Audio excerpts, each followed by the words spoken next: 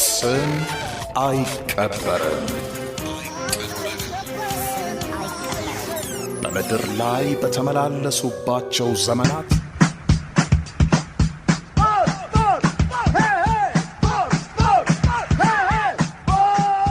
ጤና ይስጥልን እንደምናምሽታችኋል የምንወዳችሁ የሸገር ቤተሰቦች ይህ ሳምንታዊው ስም አይቀበርም ነው። የፕሮግራሙ አዘጋጅና አቅራቢ ወንድሙ ኃይሉ ነኝ። በጥራት እንድታዳምጡን የምታደርገው ደግሞ ቴክኒሻናችን ሄለን ድልነሳው ናት። በዛሬው ዝግጅታችን አንጋፋውን የስፖርት የታሪክና የስነ ጽሑፍ ጋዜጠኛ ገነነ መኩሪያን እናስባለን። ከፕሮግራማችን ጋር እንድትቆዩ በአክብሮት ጋብዛለሁ። ስም አይቀበርም። ከመልካም ገነነ መኩሪያ ከ1957 እስከ 2016 ስም አይቀበርም። ገነነ መኩሪያ ከአባቱ ከአቶ መኩሪያ ገብረ ስላሴና ከእናቱ ወይዘሮ የሸዋ ወርቅ ድገፉ በ1955 ዓ.ም በይርጋለም ከተማ በተለምዶ አራዳ ተብሎ በሚጠራው ሰፈር ተወለደ። ለቤተሰቦቹም ሰባተኛ ልጅ ነበር። ከገነነ ውልደት በኋላ መላው የቤተሰቡ አባላት በሥራ ምክንያት ይርጋለምን በመልቀቅ የተወሰነ ጊዜ አጄ ከተማ ከኖሩ በኋላ ተከታዩን ኑሯቸውን ሙሉ ለሙሉ በሻሸመኔ ከተማ አደረጉ። ትንሹ ገነነ መኩሪያ የመጀመሪያ ደረጃ ትምህርቱን በአፄ ናኦድ ትምህርት ቤት፣ የሁለተኛ ደረጃ ትምህርቱን ደግሞ ሻሸመኔ አጠቃላይ ትምህርት ቤት በመማር ጨርሷል። ገነነ መኩሪያ በልጅነት ዕድሜው ሁለት ነገሮችን በእጅጉ ይወድ ነበር፣ ስፖርትና ስነ ጽሑፍ። በሻሸመኔ በልጅነት ዕድሜው አረንቻታና ነበልባል ለሚባሉ የታዳጊ ቡድኖች በግብ ጠባቂነት መጫወት የጀመረው ገነነ መኩሪያ ዕድሜው ከፍ ሲል ለ09 ቀበሌ እንዲሁም ለሻሸመኔ አውራ ጎዳና ከተጫወተ በኋላ በመጨረሻም ለሜታ ቢራና ለመብራት ኃይል ቡድኖች ተጫውቶ ነበር። ገነነ መኩሪያ በልጅነት ዕድሜው ከስፖርቱ ባሻገር ከፍተኛ የሆነ የሥነ ጽሑፍ ችሎታም ነበረው።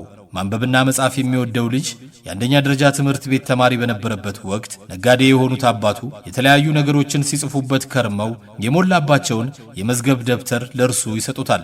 እርሱ ከጋዜጦች ላይ እየቀደደ የሚያወጣቸውን የስፖርት ምስሎች የመዝገቡ ደብተር ላይ እየለጠፈ ለጓደኞቹ ያከራያቸው ነበር። ትንሹ ገነነ የሰራውን ይሄን የፎቶ አልበም ግማሹን ለመመልከት የቁልፍ አዝራር እንዲሁም ሙሉውን ለመመልከት 5 ሳንቲም መክፈል ግዴታ ነበር። ገነነ መኩሪያ ለጓደኞቹ አልበሙን በመስጠት ክፍያውን መቀበል ብቻ ሳይሆን ስለ እያንዳንዱ ፎቶ በጥልቀትም ያስረዳቸው ነበር። ትንሹ ገነነ በዚያ ወቅት የአዲስ ዘመን እንዲሁም ጋዜጠኛ ሰለሞን ተሰማ ያዘጋጀው የነበረው ስፖርት ፋና ጋዜጦችን ያዞር ነበር። ገነነ 10 ጋዜጦችን ሲያዞር 10 ሳንቲም ክፍያ የነበረው ሲሆን ከሚወስደው ሳንቲም ይልቅ አንድ ጋዜጣን ይዞ ይሄድ ነበር። ገነነ መኩሪያ ከእግር ኳስ ተጫዋችነቱ በኋላ ሙሉ በሙሉ ወደ ጋዜጠኝነት ሕይወት ገባ። በጊዜው በኢትዮጵያ እግር ኳስ ፌዴሬሽን ባለቤትነት ታትሞ የሚወጣው መርሃ ስፖርት ጋዜጣ ላይ ጽሑፎቹን በተባባሪነት ማስቀመጥ ጀመረ። ሁሌም አዲስ ሐሳብ ከአይምሮ የሚያፈልቀው ሰው በጋዜጠኝነቱ ደግሞ ትልቅ ተቀባይነት እያገኘ መጣ።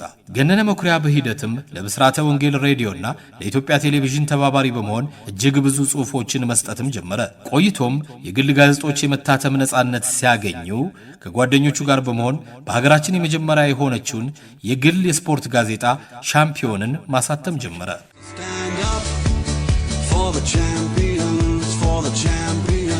በኋላም በስፖርት ወዳዱ ቤተሰብ ከፍተኛ ተቀባይነት ያገኘው ጋዜጠኛ ገነነ መኩሪያ በሀገራችን የስፖርት ጋዜጦች ታሪክ ተቀባይነት ያገኘችውን ሊብሮ ጋዜጣን ማሳተም ጀመረ። በዚህች ጋዜጣ ውስጥ ዘመንና ጊዜ የማይሽራቸው ብዙ ተከታታይ ታሪኮችንም ለአንባቢያን በማድረስ ራሱን በደንብ መግለጽ ችሏል። ጋዜጠኛ፣ አዲስ ሐሳብ አፍላቂ እንዲሁም የታሪክ መዝገብ የሆነው ገነነ መኩሪያ በጋዜጦች ካስቀመጣቸው ዘመን ተሻጋሪ ሐሳብና ታሪኮች ውጪ እጅግ ልዩ ተብለው የሚጠሩ መጽሐፎችን በመጻፍ ለንባብ አብቅቷል። ከነዚህ መካከል የእግር ኳስ ወጎች፣ ኢትዮጵያዊ ስልጠና፣ መኩሪያ፣ ፍትሃዊ የጠጅ ክፍፍል፣ ኢሃፓና ስፖርት የሱ ስጦታዎቻችን የሆኑ መጽሐፎች ናቸው።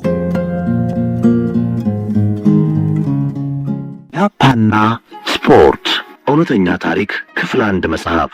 የመጽሐፉ አዘጋጅ ገነነ መኩሪያ ሊብሮ 2006 ዓ.ም። ኢሃፓና ስፖርት እውነተኛ ታሪክ በገነነ መኩሪያ ሊብሮ።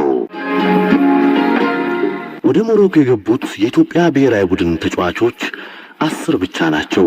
አሰልጣኞቹ ካሳሁን ተካና ጌታሁን ገብረ ጊዮርጊስ። ወደ ሜዳ ለመግባት 11 መሆን አለባቸው። አሰልጣኞቹ በካፍ የተመዘገቡ ስለሆኑ እኛ መጫወት አንችልም ብለው አሰቡ። አንዱን ክፍት ቦታ ቡድን መሪው እንዲሞላ ታሰበ። እሱ ተጠየቀ። ነገር ግን የሰውነቱ ሁኔታ ተጫዋች አያስመስለውም በሚል እሱም ፈቃደኛ ባለመሆኑ ለመጫወት ሳይችል ቀረ። በመጨረሻም የሰጠው ምክንያት ታኬታ ስለሌለኝ እንጂ በክንፍ በኩል ሮጥ ነበር፣ መጫወት ሳይሆን ሮጥ ነበር አለ። የጠፉ ተጫዋቾች አብዛኞቹ ተከላካይ ነበሩ።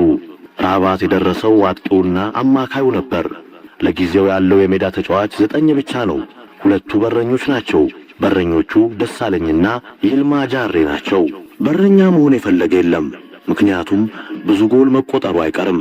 በከሌ ላይ ነው የገባው እንዳይባል ሁለቱም መግባት አልፈለጉም።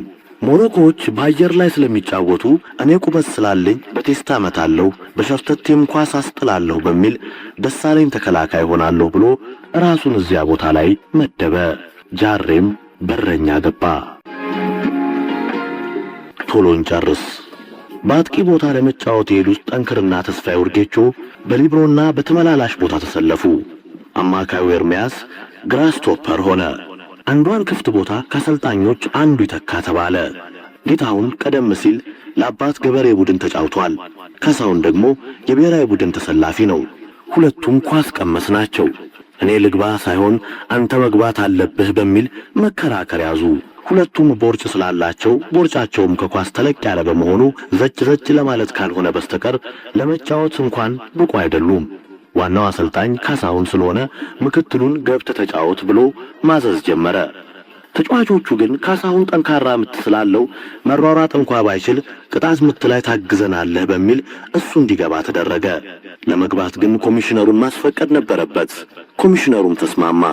የሞሮኮም ማንበል ካሳሁን ለመጫወት ተገቢ እንዳልሆነ ቢያውቅም ጨዋታው በዚህ የተነሳ እንዳይቋረጥ በሚል ማንኛውንም ጥያቄ ተቀብሎ ነበር።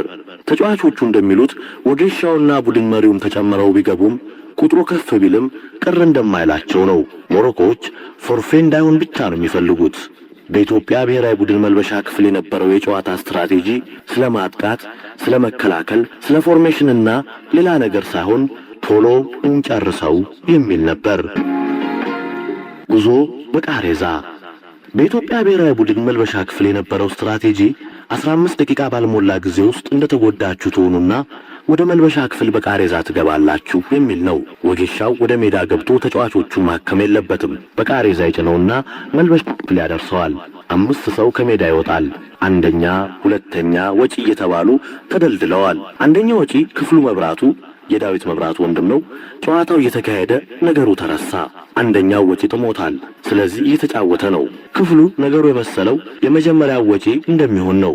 ግን ካሳሁን ከወጣ በኋላ ነው እሱ እንደ አንደኛ የሚቆጠረው። ነገር ግን በዚህ ጉዳይ ላይ ግልጽ መመሪያ ስላልተሰጠ ወጪ የተባለው ቶሎ ሳይወጣ ቀረ። በዚህ መሃል ተስፋዬ ወርጌቾ ተመቶ ወደቀ። ወጌሻው የተነገራቸው ሰው እንደተመታ ባለቃሬዛዎቹን ይዘው ወደ ሜዳ መግባት ነው። ወጌሻው ተስፋዬ ጋር ደረሱ። ተስፋዬ እግሬን የመቱኝ ውሃ ያፍስስልኝ። ወጌሻው ውሃ የለም ቃሬዛ ላይ ውጣ። ተስፋዬ ዋካ አክመኝ። ወጌሻው መመሪያ ጥሰሃል። ተስፋዬ የምን መመሪያ? ወጌሻው ሳታውቅ ቀርተህ ነው። ተስፋዬ እኔ እኮ አንደኛ ወጪ አይደለሁም። ወጌሻው እባክህ ታስቀጣኛለህ፣ ቃሬዛ ላይ ውጣ። ተስፋዬና ወጌሻው አልተግባቡም። ወጌሻውም ተስፋዬም ልክ ናቸው። እሳቸውም የወደቀን በቃሬዛ ይዞ መሄድ ነው። ተስፋዬም አራተኛ ወጪ ነው። ድልድሉ ሲካሄድ አማካይና አጥቂዎች በቅድሚያ ይውጡ ተብሏል። ተከላካዮች መጨረሻ ቃሬዛ ላይ ይፈናጠጣሉ።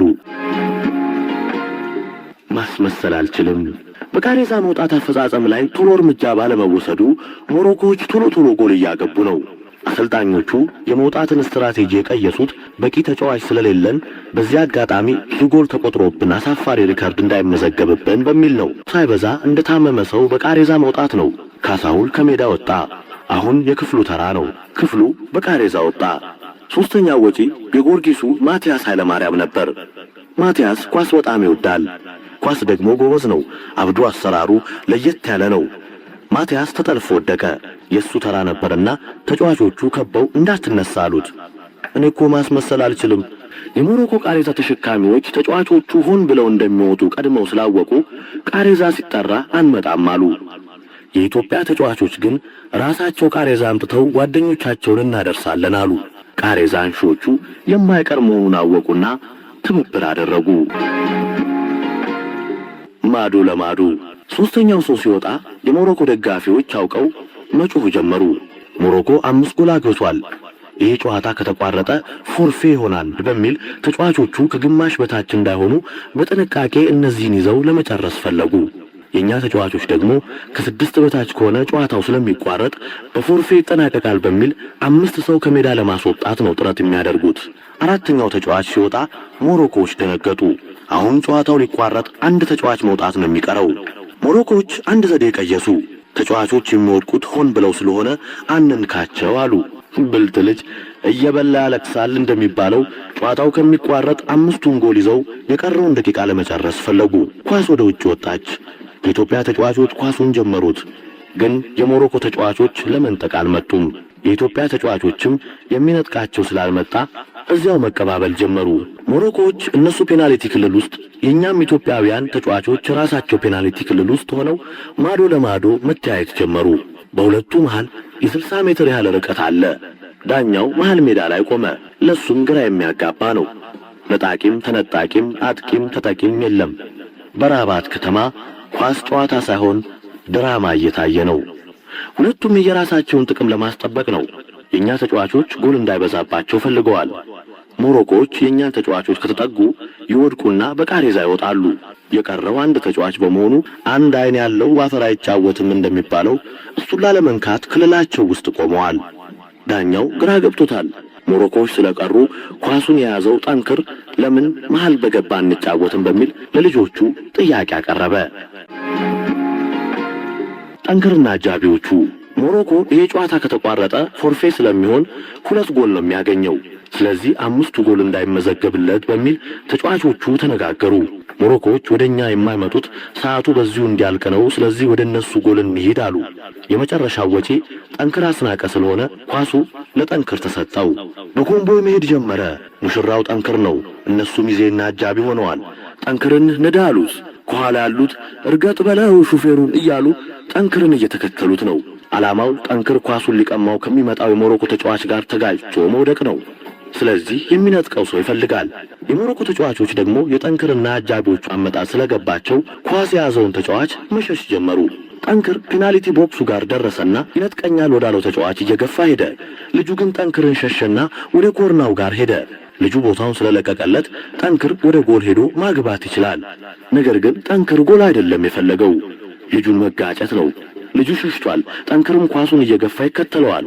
ልጁ ከኮርናው ጋር ተመልሶ መጣ። ጠንክርም ተከተለው። ጠንክር ሌላ ሰው መፈለግ ጀመረ። ጉዳዩ ከእግር ኳስ ጨዋታ ወጣና በትክክል የድራማ ቅርጽ ያዘ። ይሄ ኳስ ሜዳ ሳይሆን የቲያትር አዳራሽ ውስጥ መሰራት የሚችል ነው። የራባቱ ድራማ እንደቀጠለ ነው። የኛ ተጫዋቾች ከጠንክር ኳስ መቀበል አልፈለጉም። ይሄ የድራማው መጠናቀቂያ ስለሆነ የቲያትሩም አክተር ጠንክር በመሆኑ ቲያትሩም የሚያበቃው በጠንክር አስናቀ ስለሆነ ልጆቹ እሱን ማጀብ ነው ያለባቸው። ጠንክር ኳስ ይዞ ይጋጨኛል ብሎ ያሰበውን ልጅ ሊያገኘው አልቻለም። ሌሎች የኛ ተጫዋቾች ለጠንክር እዚያኛው ጋር ሄደ ተጋጭ፣ እዚህኛው ጋር ሂድ እያሉ መንገድ ይመሩታል። ጠንክር ሌላ ሰው ፈለገና ወደሱ ሲነዳ ኳስ ረዘመበት። ኳሱን ማቲያስ አገኘው። ማቲያስ ደግሞ የድራማው አባል አይደለም። እኔ አልወጣም በማለቱ የቲያትሩን ገጽታ አበላሽቷል። ሊጫወት እንደፈለገ ስላወቁበት የኛ ተጫዋቾች ከማቲያስ ላይ ኳሱን ነጥቀው ለጠንክር ሰጡት። ጠንክርም ኳሱን ያዘ። እንደደነበረ በሬ ወደ ተሰበሰቡት ተጫዋቾች እየተተራመሰ ገባ። እነሱም ሸሹት። ኳሱን ራሱ ረግጦ ወደቀ። አለ አለ አንገቴን፣ ወገቤን፣ ጉልበቴን፣ ሆዴን፣ ጀርባዬን ያልተመታሁበት ቦታ የለም አለ። ተንፈራፈረ። አጃቢዎቹም ጠንክርን ከበቡት። ወይኔ ወንድማችን እያሉ መጮህ ጀመሩ። ዳኛውን ጠሩት። ገደሉት እኮ አታይልንም ወይ አሉት ዳኛውን። ዳኛውም ማዘነ። ሳቆን መቆጣጠር አልቻለም። እነኚህ ኢትዮጵያውያኖች ለካ ድራማም ይችላሉ በሚል ራሱን ነቀነቀ። የሚቀጥለው ድራማ ምን እንደሆነ አልጠፋውም። ጠንክር ወደቀ። ማቲያስ ጠንክርን ካንገቱ ቀና ሲያደርገው ይስቃል። ሌሎቹ ጠንክርን ተቆጡት። ሳቅ የድራማው አካል አይደለም። የኛ ተጫዋቾች ጠንክርን ቃሬዛው ላይ ለመጫን ተዘጋጁ። ሞሮኮዎች ግን ጠንክር ከሜዳ አይወጣም አሉ። እንወስደዋለን አትወስዱም በሚል ግብ ተፈጠረ። ጨዋታው የሚቋረጠው ደግሞ ጠንክር ከሜዳ ሲወጣ ነው። አረብኛና ፈረንሳይኛ እንችላለን የሚሉ የኛ ተጫዋቾች ቋንቋውን በእጁም በእግሩም እያስኬዱት ድርድር ጀመሩ። ሞሮኮዎች ከዚህ በኋላ ጎላና ገባም እንጨርስ ነው የሚሉት። የኛ ልጆች ደግሞ ኳስ ጨዋታው ሳይሆን ቲያትሩ ተጠናቋል ነው የሚሉት። ሞሮኮዎች ጠንክርን ከተኛበት አንከብክበው አነሱት፣ በእግሩም አቆሙት። ግን ጠንክር ተዝለፍልፎ ወደቀ። አክተሩ ከሌለ ቲያትሩ ቦታ የለውም። ጠንክርም በቃሬዛ ወጣ፣ ቲያትሩም ተጠናቀቀ። ተስፋዬ ወርጌቾ እንደሚለው ኳስ ጨዋታ ሳይሆን ድራማ ነው የተሰራው ብሏል። የቲያትሩ ርዕስ የኛ ሰው በራባት፣ ደራሲ ካሳሁን ተካ፣ አዘጋጅ ጌታውን ገብረ ጊዮርጊስ፣ ተዋንያን ጠንክር አስናቀ፣ ክፍሉ መብራቱ፣ ኤርሚያስ ተፈራና ሌሎችም። የመግቢያ ዋጋ ቦታ ገነነ መኩሪያ የሚያስብ አይምሮውን፣ የሚናገርበት አንደበቱን፣ የሚጽፉ ጣቶቹን ያለመታከት ለኛ ያበረከተም ነበር። ገነነ መኩሪያ ያልዳሰሰው ሐሳብ ያልገለጸው ጉዳይ የለም። ተንቀሳቃሹ ላይብረሪ ተብሎ የሚጠራው የታሪክ መዝገብ የሆነው ሰው ገነነ መኩሪያ በ1995 ዓ.ም ጋብቻውን ከወይዘሮ አስቴር አየለ ጋር በመመስረት ናወድ ገነነና ሰሎሞ ገነነ የሚባሉ ልጆችን አፍርተዋል።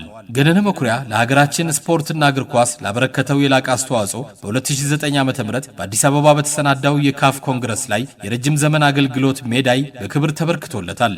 ይህም በምስራቅ አፍሪካ ብቸኛው ተሸላሚ ጋዜጠኛ ያደረገው ነበር። ስም አይቀበርም። ከመልካም ሽቶ መልካም ስም ይበልጣል። አድማጮቻችን በዛሬው ስም አይቀበርም ተንቀሳቃሹን ቤተ መጻሕፍት ገነነ መኩሪያን እያሰብን ነው። የቀድሞ የዋሊያዎቹ አሰልጣኝ ሰውነት ቢሻው ስለ ገነነ መኩሪያ ሊብሮ የተናገሩትን እዚህ ጋር ላስደምጣችሁ። ዋሊያው በቁ እንዲታይ ሰንደቁ ወኔ ታጠቁ። ገነነ ከሜታ ቢራ እንደወጣ እኔ ነኝ መብራት ላይ ያስገባሁት እና ከሌሎች ጋራ ከጓደኞቹ ጋራ ሆነው በቃ ልምምዱን ይሰራል። ውጤት እንዲመጣ ከፍተኛ ጥረት ያደርግ የነበረ ሰው ነው። ከዛ በኋላ እኔም ብዙ አልቆየሁም፣ ሄድኩ ወጣሁኝ፣ እሱም ወጣን። በዛን የተለያየ ነው። በጋዜጠኝነት ሄደና ጥሩ ነው። ልጆቹን በማስተባበር ውጤት እንዲመጣ በማድረግ ይሰጥ የነበረው ሀሳብ እጅግ በጣም ከፍተኛ ነበር። ገነነ እጅግ በጣም ታታሪ ጎበዝ፣ ያሰበውን ነገር ለመስራት ሁልጊዜ ጥረት የሚያደርግ ሰው ነበረ። ያሰበው ነገር እንደገና ደግሞ የጀመራቸው ነገሮች በሙሉ ዳር ሳይደርሱ እንደዚህ አይነት አደጋ መድረሱ እጅግ በጣም ያሳዝናል እና እውነት ለመናገር ከሆነ ሁሉን ነገር አሟልቶ አሳክቶ ነገሮች ሁሉ ቢሆኑ ኖሮ መልካም ነበረ እና ይሄ ድንገተኛ ህልፈት ስለሆነ እጅግ በጣም የሚያሳዝን ነገር ነው። ይሄን ነው መናገር የምችለው። እግር ኳስ ተጫዋችነቱን ካቆመ በኋላ ጀምሮ ወደ ጋዜጠኝነቱ ስራ ነው የሄደው። በጋዜጠኝነቱ ብቻም ሳይሆን በእግር ኳሱ ላይ የተለያዩ ሀሳቦች ነበሩት። እነዚህ ሀሳቦች በኢትዮጵያ ስልጠና ውስጥ ገብተው ከፍተኛ ለውጥ በእግር ኳሱ እንዲመጣ ከፍተኛ ጥረት ያደርግ ነበር። ያ ሀሳቡ ራሱ በጅምር ላይ ያለ ዳር ሳይደርስ እንደዚህ አይነት አደጋ መድረሱ እጅግ በጣም ያሳዝናል። እኔ በበኩሌ ያ በሙሉ ተሳክቶለት ያሰበውን የፈለገውን ተግበር የነበረበትን ነገር ተግብሮ እንደዚህ አይነቱ አደጋ ቢመጣበት ምንም አልነበረም። ግን በጅምር የተጀመረው ነገር ዳር ሳይደርስ በመቅረቱ እጅግ በጣም ያሳዝናል። እንግዲህ ይሄ የእግዚአብሔር ውሳኔ ነው። ነፍሱን በአጸደ ገነት ያስቀምጥ ከማለት ውጭ መናገር አይቻልም። ገነነ መኩሪያ ሊብሮ በተለያዩ ጊዜያት ከሰራቸው ማራኪ የቴሌቪዥን ዝግጅቶቹ የመራረጥኳቸውን እነሆ ለመታሰቢያው ላስደምጣችሁ ነው። በቅድሚያ ስለ ዕድሜ ጠገበው የአዲስ አበባ ስታዲየም ያሰናዳውን መጥኜ ላቅርብ። ኳስ ሜዳ ኳስ ሜዳ ኳስ ሜዳ ጫወታ። ስለ አዲስ አበባ ስቴዲየም እናወራው። አሁን ትልልቅ ስቴዲየሞች ምናምን ተሰርተዋል። ከሱ በኋላ እኮ ልጆቹ ናቸው። እሱ አሁን አባት ወደ አያት ወደ ቅድመ አያት ሳይድ ይቀራል ለእነኚህ ሁሉ ስቴዲየሞች። አሁን እኮ አዲስ አበባ ስቴዲየም ተሰርቶ የለ እንዴ? አዲሱ አዲስ አበባ ስቴዲየም ሲሰራ በቃ ሲጠናቀቅ ክፍት ሲሆን ለህዝብ ወደ አዲስ አበባ ስቴዲየም ጡረታ ይወጣል ብለን ተስፋ እናደርጋለን። በጣም ብዙ ነገር ችሏል እኮ በእናታችሁ በጣም ብዙ ነገር ችሏል። አዲስ አበባ ስቴዲየም ከስቴዲየምነቱ ብዙ እንትን አድርጓል። የአዲስ አበባ ስቴዲየም እኮ የራስ ብሩ ከብት መጨጫ ነበር። ራስ ብሩ እኮ ግዛታቸው ምናምን ሰፊ ነው። ያው ራስ ብሩን እንግዲህ ቦታውን ታውቁታላችሁ። እዛ አብዮት አደባባይ ከፍ ብሎ የራስ ብሩ መኖሪያ ቤት ይባላል። ለአዲስ አበባ ኤግዚቢሽን ምናምን ነገር ያሳዩበታል እና የራስ ብሩ መኖሪያ እዚህ ነው። የራስ ብሩ ከብቶች በጣም ብዙ ከብቶች አሉ። ከብቶች ውሃ የሚጠጡበት ቦታ አዲስ አበባ ስቴዲየም ቦታ ማለት ነው። እና ቀዳማዊ ኃይለ ሥላሴን አስፈቅደው ነው። ግን ከዛ በፊት ደግሞ አርበና ግሪኮች ፒያሳ ስላስቸገሩ እዚህ መጥቶ አዲስ አበባ ስቴዲየም ይጫወቱ ነበር። ጨፌ ምናምን ነገር ያለበት ነው። ከዓመት በላይ እዛ ተጫውቶበታል። እና ከዛ ተነስቶ ነው ቀዳማዊ ኃይለ ሥላሴን ጠይቀው ነው ጋሽ ይድነቃቸው ያው ሲነገር እንደሰማ ነው ማለት አይደል። እና ቦታውን ሲነግሯቸው ይድነቃቸው ህዝቡን ጅብ ልታስበላ ነው እዛ መስለ ምን ያህል አዲስ አበባ ስቴዲየም ከከተማ እንደራቀ ነው። ከተማ የሚባለው ፒያሳ 4 ኪሎ ምናምን ነው። ወደዚህ እኮ በጣም ሰው የለ ምናምን ጅብ ምናምን ነገር ምናምን የሚያደርግበት ነው።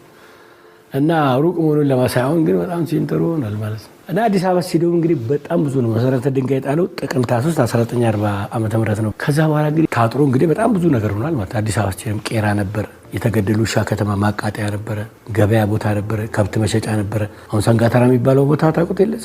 ሰንጋተራ እኮ ከአዲስ አበባ ስቴዲየም ከብት ተነስቶ ነው ወደዚያ ሄደው እና ሰንጋተራ የሚባለው እኮ አዲስ አበባ ስቴዲየም ነበር። በኋላ በዛው እንትን ባይኖር ሰንጋተራ ተብሎ ይቀር ነበር። እና ብዙ ነገሩ ነው። ከዛ በኋላ ብዙ ነገር ሆኗል። ኢህአፓም እኮ መደበቂያው እዛ አድርጎ ነበር። አዲስ አበባ ስቴዲየም እዛ ነበር የሚደበቀው። መጋቢቱ አሰሳ የሚባል በ1969 በቃ ከተማው ጭር ብሎ ሆነ። አሰሳ አልነበረም።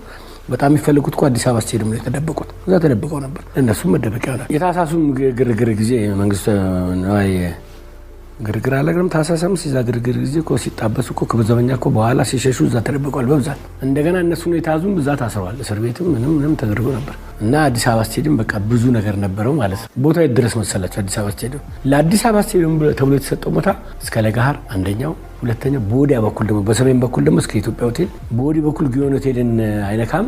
በዛ በኩል ደግሞ እስከ መድፈኛ ሜዳ ድረስ መድፈኛ ግቢ የሚባለው አሁን ሳን ጆሴፍ ትምህርት ቤት የተሰራበት ማለት የነጮች ሜዳ እኮ ነው። ጣሊያን በነበረው ጊዜ አሁን የምታዩት መንገድ አለ አይደል? በዛ በኩል ወደ ጎተራ የሚወስደው ያኮ መንገድ አልነበረም። ያኮ ሜዳ ነበር።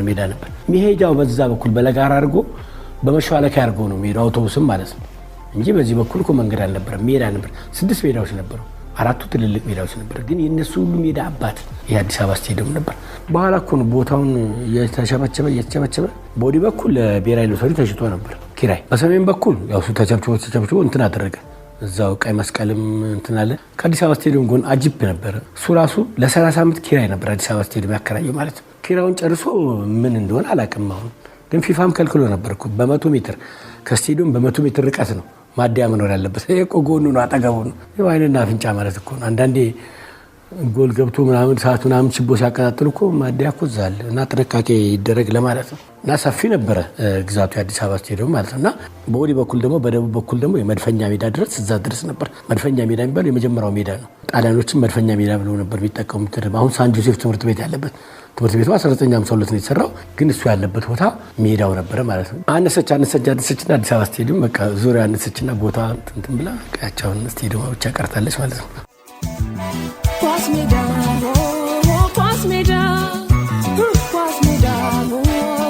ጫወታ ያበሻለች ያገረች የማይበት ቦታ 1940 ዓመተ ምህረት እንግዲህ አጥሩ ሲታጠር በነገራችን ላይ ጭቅጭቅ ነበር በክለቦችና በማስታወቂያ ሚኒስቴር መካከል በጣም ትልቅ ጭቅጭቅ ነበር። በነገራችን ላይ ያኔ ውድድሩን የሚመራው የኢትዮጵያ እግር ኳስ ፌዴሬሽን መስሏቸው ነው። አንዳንዴ የኢትዮጵያ እግር ኳስ ፌዴሬሽን 1936 ተመሰረተ ሲል እንዴ እኮ ትክክል አይደለም። 1936 እኮ የኢትዮጵያ እግር ኳስ ፌዴሬሽን አልተመሰረተም። የማስታወቂያ ሚኒስቴር ነው ውድድሩን የሚመራው ማለት ነው። ንብረትነቱ የማስታወቂያ ሚኒስቴር ነው። የማስታወቂያ ሚኒስቴር የጋዜጣና የፕሮፓጋንዳ የጋዜጣና የእግር ኳስ ክፍል ነው። ማስታወቂያ ሚኒስቴር እኮ ነው ውድድሩ የሚያወዳድረው ማለት ነው እንጂ የኢትዮጵያ እግር ኳስ ፌዴሬሽን እንኳን እግር ኳስ ፌዴሬሽን የተመሰረተው 1941 ነው። ታህሳስ 12 1941 ዓ.ም ነው ክለቦች ፌዴሬሽኑን ያቋቋሙት ማለት ነው። ከዛ በፊት ግን ውድድሩን የሚመራው ማስታወቂያ ሚኒስቴር ነው። አቶ መሸሻ ወልዴ ይባላሉ ፕሬዚዳንቱ የኢትዮጵያ እግር ኳስ ፌዴሬሽን ያኔ። እሳቸው የማስታወቂያ ሚኒስቴር ሰራተኛ ናቸው። አቶ አምደ ሚካኤል ደሳለኝ ይባላሉ ጸሐፊው የእግር ኳስ ፌዴሬሽን። እሳቸው የማስታወቂያ ሚኒስቴር ሰራተኛ ነው። ቢሮ ምናምን ሰጥቷቸው ለፌዴሬሽኑ አቶ ይድነቃቸው ጠይቆ በእኛ ስትሆናላችሁ ተብሎ ነው።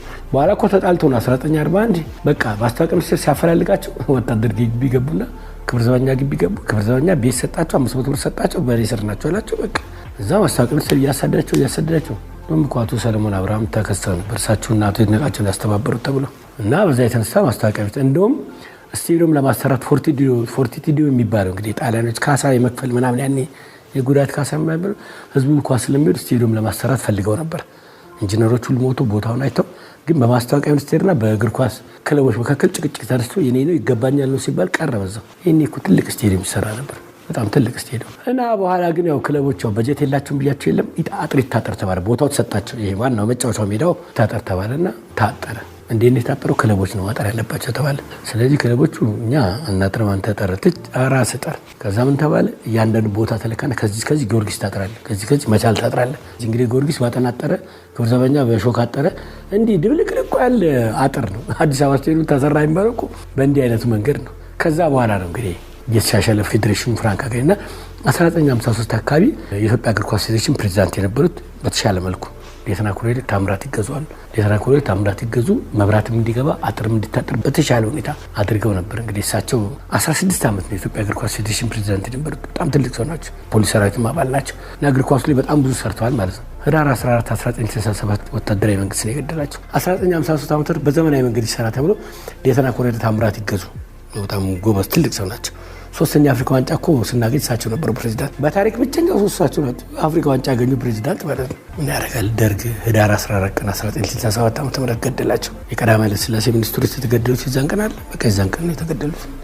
ያውም የኢትዮጵያ እግር ኳስ ፌዴሬሽን እኮ ስራ ላይ እያሉ ነው ጠቅላላ ጉባኤ ላይ የሚያቀርቡት ነገር ይዘው ተጠሩ፣ ተገደሉ ማለት ነው። በዛን ጊዜ እንግዲህ ያው ብዙ እኮ ያለምንም ደም ኢትዮጵያ ትቅደም ብሎ ደም አያፈስም ተብሎ ደርግ ተናግሮ ነበር። ከፍጹም በፍርድ ቤት ነው እንትን ማድረገው አንድ ሰው አልነካም አባቴ ሙት አንድ ሰው አልነካም ብሎ አጣሪ ኮሚሽን አለ። በዛ መንገድ ነው ሰራው ብሎ ያው ሳይታሰብ ግድ እናደርጋቸው እና ከስፖርት መሪዎች በጣም የሚታወቁት እሳቸው ናቸው ማለት ነው። እሳቸው እንግዲህ በዘመናዊ መልክ ሊያደርጉት ነበርና ያው ሶስተኛም አፍሪካ ዋንጫ እሳቸው ነበሩ እንግዲህ ብዙ አስተባብረው ያሳጠሩት አጥሩ ማለት ነውና ይሄ አጥር ነው እንግዲህ ሶስተኛ አፍሪካ ዋንጫ ላይ በእንጨት ነው የታጠረው። በወዲህ በኩል ደግሞ በድንጋይ ነገር አለ። አሁን ትሪቡን የሚባለው ወደ ላይ ነው አይደል ዋንጫ የሚሰጠው። አሁን ቴክኒክ ኮሚቴ ምናምን አካባቢ የሚቀመጡበት ቦታ ነበር የመጨረሻው ጣራው። ቀዳማዊ ኃይለ ሥላሴም እዛ ተቀምጦ ምናልባት በምስል ታያላችሁ። ወደ ላይ ከፍ ያለው ነገር አልነበረም ማለት ነው። ከዛ በኋላ ነው የተሰራው። ሶልቦኔ ይባላል የሰራው ሶልቦኔ። ያዙልኝ ስሙ ብቻ ያዙልኝ ስሙ። ምናልባት ስገቡ አዲስ አበባ ስቴዲየም ስገባውን በግራ በኩል ስገቡ በትሪቡን ስገቡ በግራ በኩል ይህን ስታዲየም የቀረጸው ሶልቦኔ ነው። እስራኤል ላይ ነው የኢትዮጵያ ብሔራዊ ቡድን ለመጀመሪያ ጊዜ ዓለም ዋንጫ ማጣሪያ ያደረገው በ1953 ዓ.ም ከእስራኤል ጋር ነው ጨዋታ ያደረገው ማጣሪያ እንጂ አፍሪካ ውስጥ ሌሉ እኮ ነው ወደ እስራኤል ሄድ ነው እና ስቴዲየሙን ሶልቦኔ ሊሰራው ቆፈረው በቃ እና ጣው ሲወጣ ኢትዮጵያ ከእስራኤል አዲስ አበባ የሚደረግበት ጨዋታ ይኸው እስራኤላዊ ሰውዬው ቆፈረው አውቆ ነው አይደለም። እኔ የማውቀው ነገር የለም ግን እሱ ቀድሞ ስራውን ጀምሯል እንደሚባለው ማለት ቀድሞ ስራውን ጀምሮ ከዛ በኋላ ነው የወጣው ከእስራኤል ጋር። እሱም እስራኤላዊ ነው ማለት በቃ ሁለቱም ጨዋታ እስራኤል ሀገር ሄደን እዛው ጣፍጥፎ ላኩ። ለጥቂት ነው ግን አንዱን 3-2 አንዱን 1-0 እናሸንፍ ነበር ብለዋል ተጫዋቹ። ግን ባሸንፍ ይሻል ነበር። ቀጣዩ ጨዋታ ከጣሊያን ነው። ያው ጣሊያንና እኛ እንግዲህ ታውቀው የለ ተገናኝተን እንኳን እናቀም ባለ ዋንጫ በምን ልንገናኝ ነበር እኮ ያን ጊዜ ፓርቲቱ ይሆናል ጦርነቱ ምናምን ከአድዋ በኋላ እዛ ላይ ብዙ ነገር ይደረግ ነበርና ሶልቦኔ በዛ መንገድ ነው የሰራው። ቀደም ሲል ግን ስቴዲየሟን የሰራት ሙራሪስ ይባላል። እሱም ኢንጂነር ነው። ሜዳዋን ብቻ ሰራና መሮጫ ቦታ አልሰራም። መሮጫ ቦታ ለምን አሰራት? ምን አትሌት የላችሁ ምን የላችሁ የሚታወቅ ሰው ለእናንተ ደግሞ በግድ ካልሰራ ገንዘብ አይከበልሽ። ሁለት ሌን ብቻ ሰራለን። በኋላ ግን ይቅርታ ጠይቋል። አበበ ቢቂላ ሲያሸንፍ በዓለም ላይ ታሪክ ሲሰራ እና የሙራሪስ ነገር እኮ ይገርማቸዋል። አበበ ቢቂላ ሲያሸንፍ በቃ አበበ ቢቂላ የሚሮጥበት መታ እኔ ይሰራውታል። አይፈረንጅ መጀመሪያ አትሌት የላችሁ ማለት መሮጫ ቦታ ያስፈልጋችሁ ማለት ነው። ከዛ በኋላ ደግሞ እኔም አለሁበታል። አይፈረንጅ እንኳን ፈረንጅ አላረገኝ ኳስ ሜዳ ጫወታ ያበሻልች ያገረልች የማይበት ቦታ አዲስ አበባ ስቴዲየም እንግዲህ የተለያዩ ቦታዎች አሉ። እንግዲህ በተለምዶ እኮ እንደ ማህበርም እኮ አላቸው። የካታንጋ ማህበር የምናምን ድሮ አሁን እንዴት እንደሆነ እንዳላቅ ማህበርተኞች አለ። በቃ ይበላሉ ይጠጣሉ በደንብ ያደርጉ ማህበርተኞች እዛ ጋር የሚገቡ ማለት ነው። ካታንጋ የተባለው ዋናው እንግዲህ ትልቁ ስፍራ ካታንጋ ነው። ይህ ስያሜ የመጣው ኮንጎ ዘምቶ የነበሩ ወታደሮች ካታንጋ የምትባለው ግዛት አለች ተገንጥላ ነበር። ሙሴ ቾምቤ ይባላል። በቃ እኔ ክዶታል እኮ ዋናውን ሀገሪቱን ጠቅላይ ሚኒስትር በጣም ክዶታል። ፓትሪስ ሉሙምባ እሱን ክዶቱ በቃ ይገነጠላል ተገነጠለ። በቃ በዛ እና የኮንጎ ሰላም ማስከበር ገብቶ የኛ ወታደሮች በቃ እዛ ካታንጋ እኮ በደንብ ኢትዮጵያ ወታደር ቀልድ አያውቅም። እና ከዛ የመጡ ወታደሮች የሚገቡበት ቦታ እዚህ ካታንጋ ነበር እና ሰዎች በንግግር ሌላ ነበር ስሙ።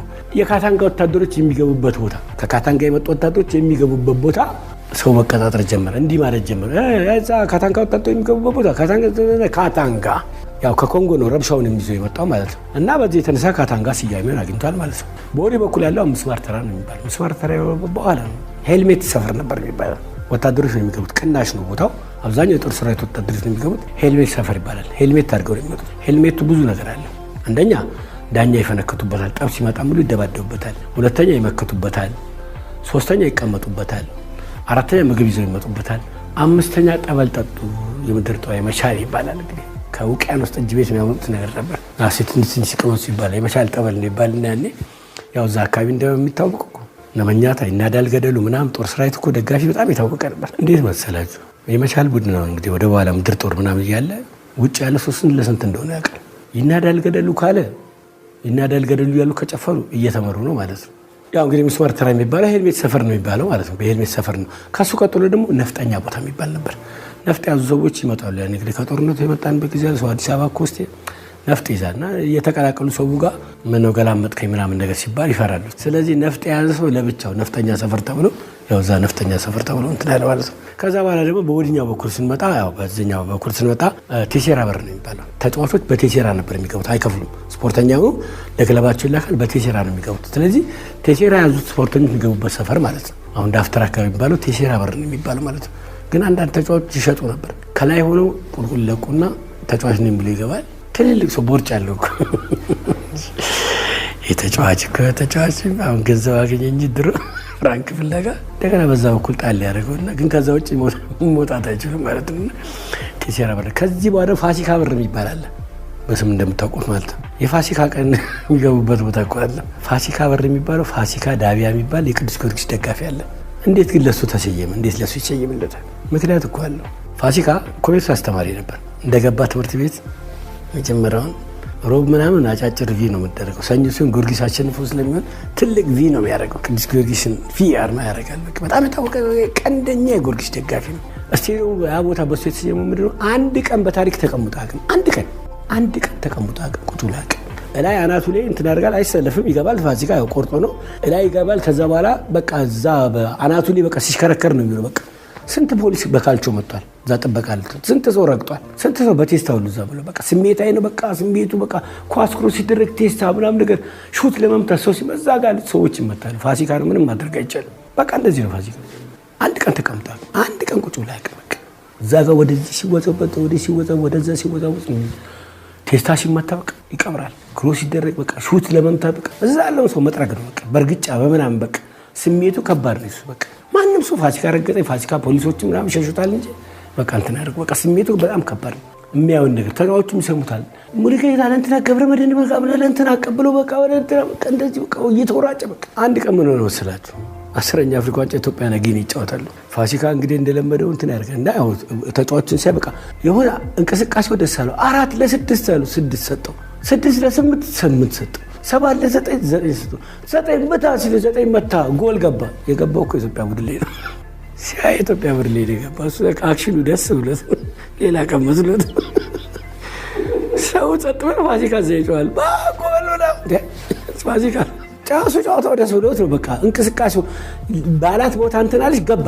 በቃ ሰው ሁሉ ጸጥ ብሎ ፋሲካ ጎል ብሎ ጫል ለካ ኢትዮጵያ ላይ ገባ ሰው ሁሉ በቃ እና ያው የዛን ቀን ምንም አልመሰለም። በቃ ኢትዮጵያ ላይ ጎል የገባው ሰው ሁሉ በጣም እንትን አለ። በኋላ በጣም ይቅርታ ምናምን አለ። ለካ ኢትዮጵያ ቡድን ደግሞ ሁለተኛው ጎል እኮ ነው የገባው 2-1 ኢትዮጵያ እና ፋሲካ እንደዚህ ነው ይሰሙታል ተጫዋቾቹም። እነ ሙሉጌታ ምናምን እንትን አለ እንትን አሰ ያው የውጭ አሰልጣኝ ከማን ውጭ አሰልጣኝ ነው የሚባለው ይሰሙታል። ማን በእንዲህ አይነት ነገር ፋሲካ በጣም ይታወቃል ማለት ነው። እና በቃ እሱ በሚለው መንገድ ከሄደ በቃ ለፋሲካ በጣም እንትን ያደርጋል። ያ ሁሉ ሲሆን እኮ ክሮስ ሲደረግ ምናምን በቃ ዘሎ ይገባል ማለት ነው። እና ፋሲካ በር የተባለው በቃ በሱ ስም የተሰየመው እዛ ተቀምጦ ስለማያውቅ እዛ ቦታ ላይ ስለሚታወቅ ነው። ፋሲካ ጋር እኮ እንሂድ እየተባለ ነው። እሱ እንግዲህ ጓደኞቹ እኮ ትሪቡን ነው የሚገቡት፣ ግን በቃ ከትምህርት ቤት ከዩኒቨርሲቲ ጀምሮ ምናምን ነገር እዛ ነበር የሚገባው። እና ፋሲካ በር በዛ የሚታወቅ ነበር ማለት ነው።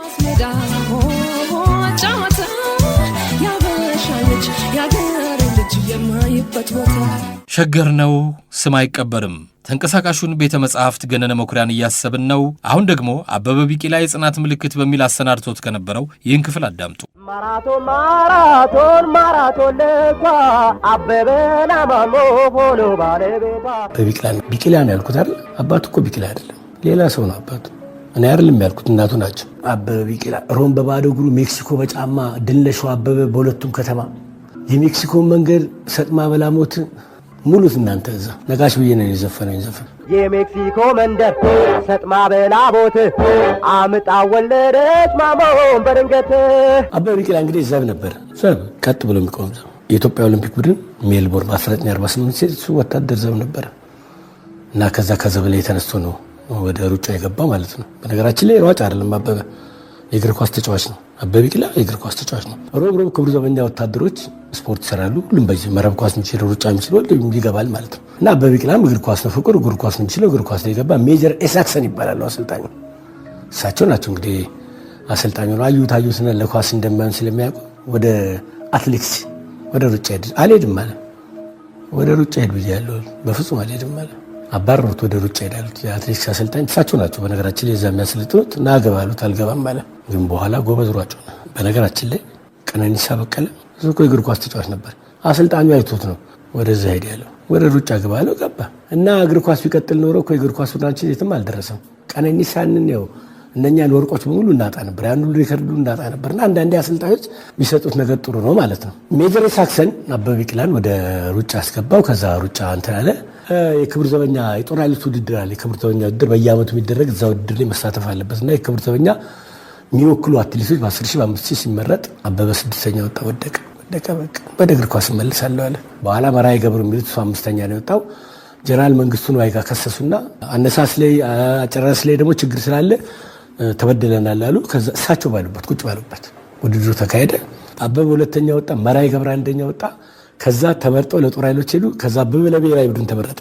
ልብ አድርገው ጀነራል መንግስቱ ነው አይናቸው ይሄን እንትን ያደርጉት። ያ ባይሆን ኖሮ አበበ ቢቂላ ወደ እግር ኳሱ ይላል ወደ ኦሎምፒክም ኢትዮጵያን አይወክልም፣ ሮም ላይ አይሮጥም ነበር። ከዛ በኋላ እድሜው ገፍቶ ነው የሚመጣው። ችግር አለ ማለት ነው። ስለዚህ ለአበበ ቢቂላ እዚህ መድረስ ጀነራል መንግስቱ ነው ያጫጭ ቁጭ ብለው ፍትህ በማስፈጸማቸው የተገኘ ነው ልንል እንችላለን። ማራቶን ለኳ አበበና ማሞ ሆኖ ባለቤቷ። እንግዲህ ተመርጦ ሮም ላይ ሄደ። ሮም በሚሄድበት ሰዓት የጤና ችግር ገጠመው። ሆዱን ታሞ ነበረ። እሱና ሰይድ ሙሳ ታሞ ተኝተው ነበረ። የኢትዮጵያ ባንዲራ በሚሰቀልበት ሰዓት አበበ ቢቂላና ሰይድ ሙሳ ተነስተው ከፊት ሆኖ በደንብ እየጮሁ ነው። እንግዲህ ያኔ ጣሊያን ነገር አለ። ኢትዮጵያ ባንዲራ ሲሰቀል ደስ ይላል እኮ በጣም። አበበ ቢቂላ is being mobbed by admirers when the New Zealander McGee arrives. Abbebe Bikila will rank alongside those of Nurmi and Zatulik.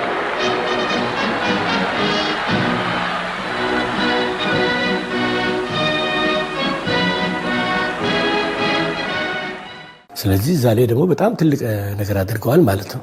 ውድድሩ ሮም ላይ ነው የተደረገው። በ1952 ዓ.ም ነው ሮም ላይ በሚደረግበት ሰዓት እዛ ውድድር ላይ የሚገቡት ስፖርተኞች እኛ አበበ ቢቂላና አበበ ዋቅጅራ ናቸው። እነሱ ይገባሉ። እዛ ገብተው ቲክ ይደረጋል። 5 ማራቶን ሯጮች አልገቡም ውድድሩ ላይ መጥተዋል፣ ግን ሙቀቱን ፈርተው ትተዋል።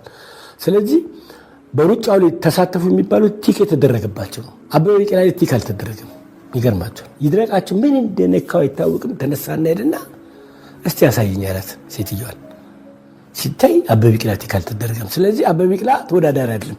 አሸንፎ ቢመጣ አበበ ቢቂላ ቢታወቅ ምንድነው ከመንገድ አቋርጦ የገባ ሌላ ነው ተብሎ ነው እንደሚደረገው። እና ልብ አድርጉ እንግዲህ ጣሊያን ነገር ነው ውሸታም የኢትዮጵያ ቡድን አጭበርባሪ ተብሎ አበበ ቢቂላ እንድትሰደብ ነው። ያ አበበ ቢቂላ ያመጣው ወርቅ ምን ይሆናል? በሌብነት ነው የሚታወቀው። ያውም ጣሊያን ነገር ኢትዮጵያኖች አጭበርብረዋል ተብሎ ብዙ የምንወቀስበት ነበር። እንዳልኳችሁ እንግዲህ ይድነቃቸው ያንን ነገር ቲክ ባስደርጉ ኖሮ ከስረን ነበር ማለት ነው። በውርደት ነው እንግዲህ ጣሊያን ጋጮች ተቀባብሎ በቃ ኢትዮጵያ አጭበርባሪ ምናምን ነገር ተብሎ አንድ ነገር ልንገራችሁ። 1970 የዓለም ዋንጫ ፊፋ እኛ ዳኛ እኮ ዳኝቷል። በታሪክ ብቸኛው ሰው ስዩም ታረቀኝ ይባላል። ዳኛው ብቸኛው ሰው ስዩም ታረቀኝ። እስራኤልና ስዊድን በዋና ዳኝነት ታጫውተው ጎግል አድርጉና 70 ዓለም ዋንጫ እስራኤልና ስዊድን ብትሉ ዛሬ ስዩም ታረቀኝ ታገኙታላችሁ። ጣሊያንና እስራኤል ደግሞ በመስመር ዳኝነት ታጫውተዋል። የጣሊያን ኮሜንታተር ምን አለ? ይሄ የማይረባ ጥቁር ምን አባቱ እዚህ ይሰራል አለ። የማይረባ ጥቁር ምን አባቱ 3 ነገር ሰደበ። ከባድ ነገር ሰደበ። አሁን ይሄ ነገር ትክክል ነው? ኧረ ራሱ ምን አባቱ ይሄ ከሁለት ሀገሮች እንትን የሚያጣላ ነገር ነው። በጣም ያንን በዲፕሎማሲ ትልቅ እንትን ተደርጎ ነበር። እኔ የሁለቱን ሀገሮች አሁን ለማጣላት ብዬ አይደለም። ደግሞ ጣቢት ቢኖር ማን ይፈራል?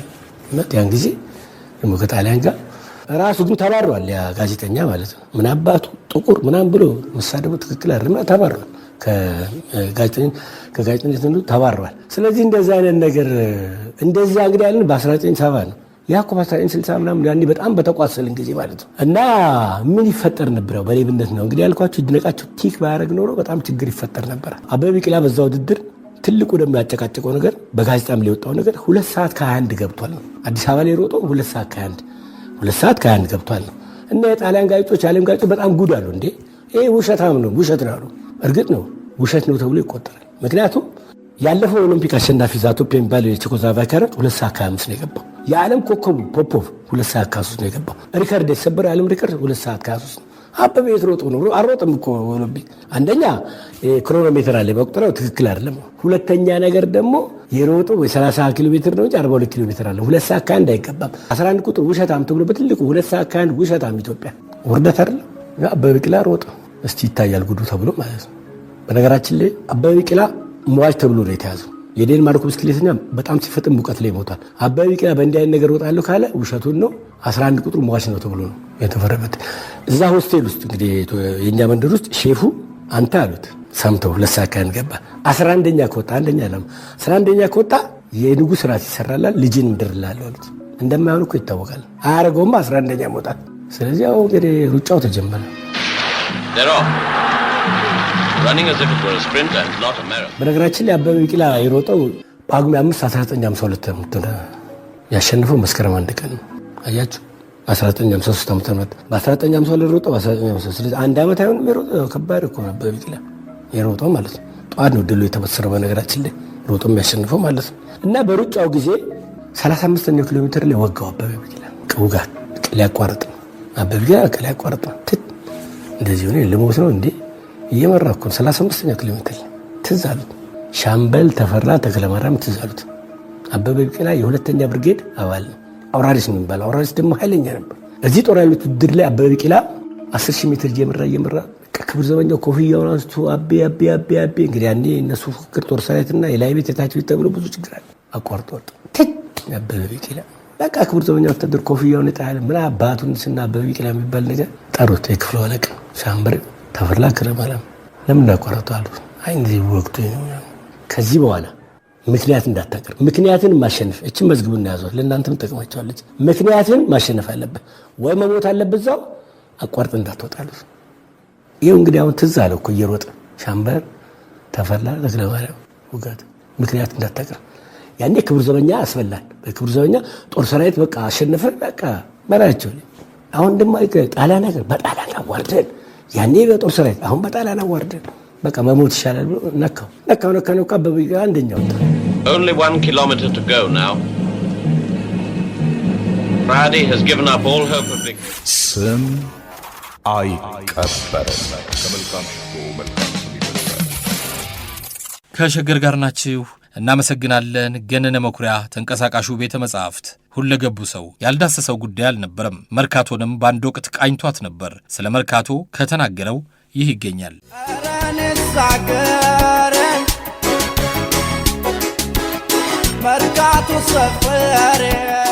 መርካቶ ነው ዛሬ እንግዲህ መርካቶ እንግዲህ የከተማው እኮ ጉሮሮ መርካቶ ነው። ታዲያስ ጉሮሮ መርካቶ ተያዘ ማለት ጉሮሮ ተያዘ ማለት ነው። እና የከተማው ጉሮሮ ሁሉንም ያበላ አብዱንም፣ ጤነኛውንም፣ ሰላማዊውን፣ የተማረውን፣ ወታደሩንም ሁሉንም እንደየ እንትኑ ጠቅልሎ ይዞ መርካቶ ያንን ሁሉ አብልቶ አጠጥቶ የሚሸኝ ነው። መርካቶ ፍቅር ያለው ነው።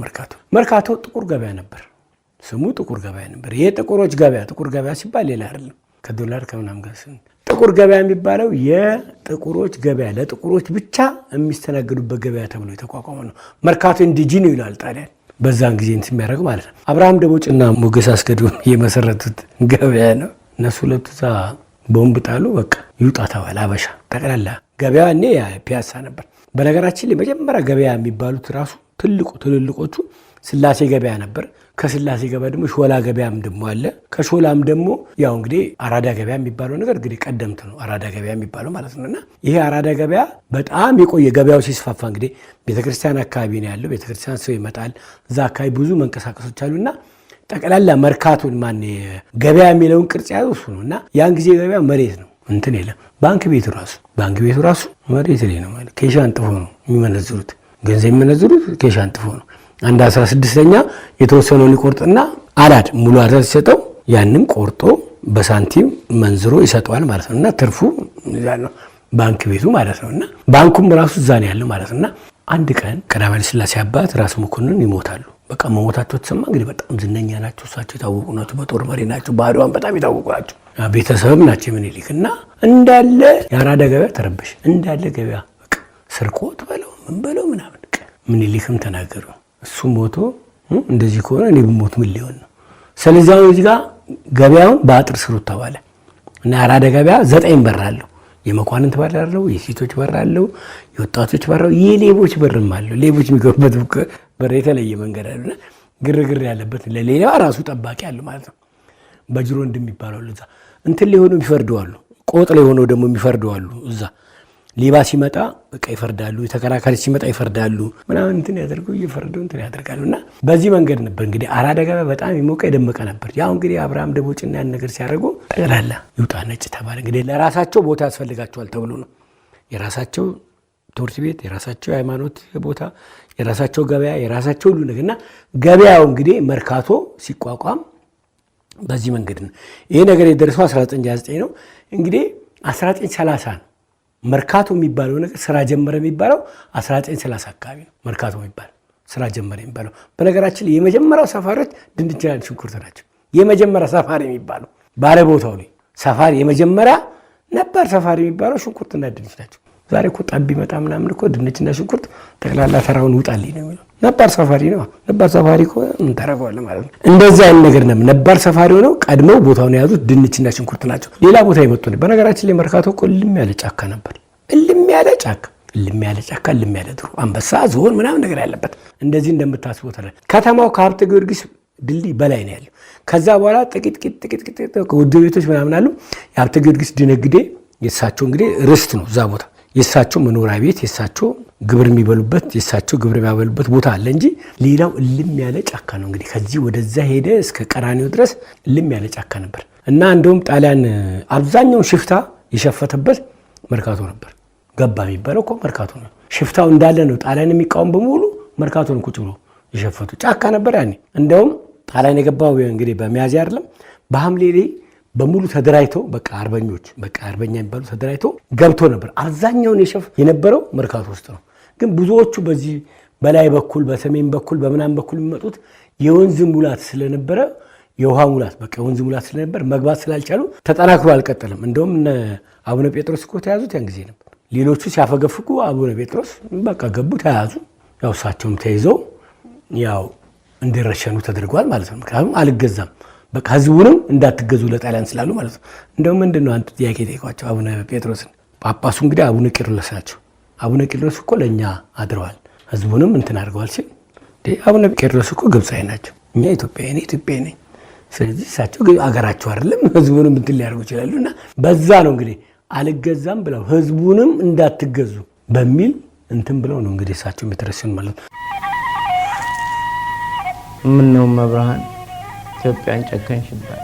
እስከ መቼ ድረስ እንዲህ ልቦናሽን ታዞሪባት፣ መቀነትሽን ታጠብቂባት? ፈተናዋን ሰቀቀኗን ጣሯን ይብቃ ሳትያት አላንቺ እኮ ማንም የላት።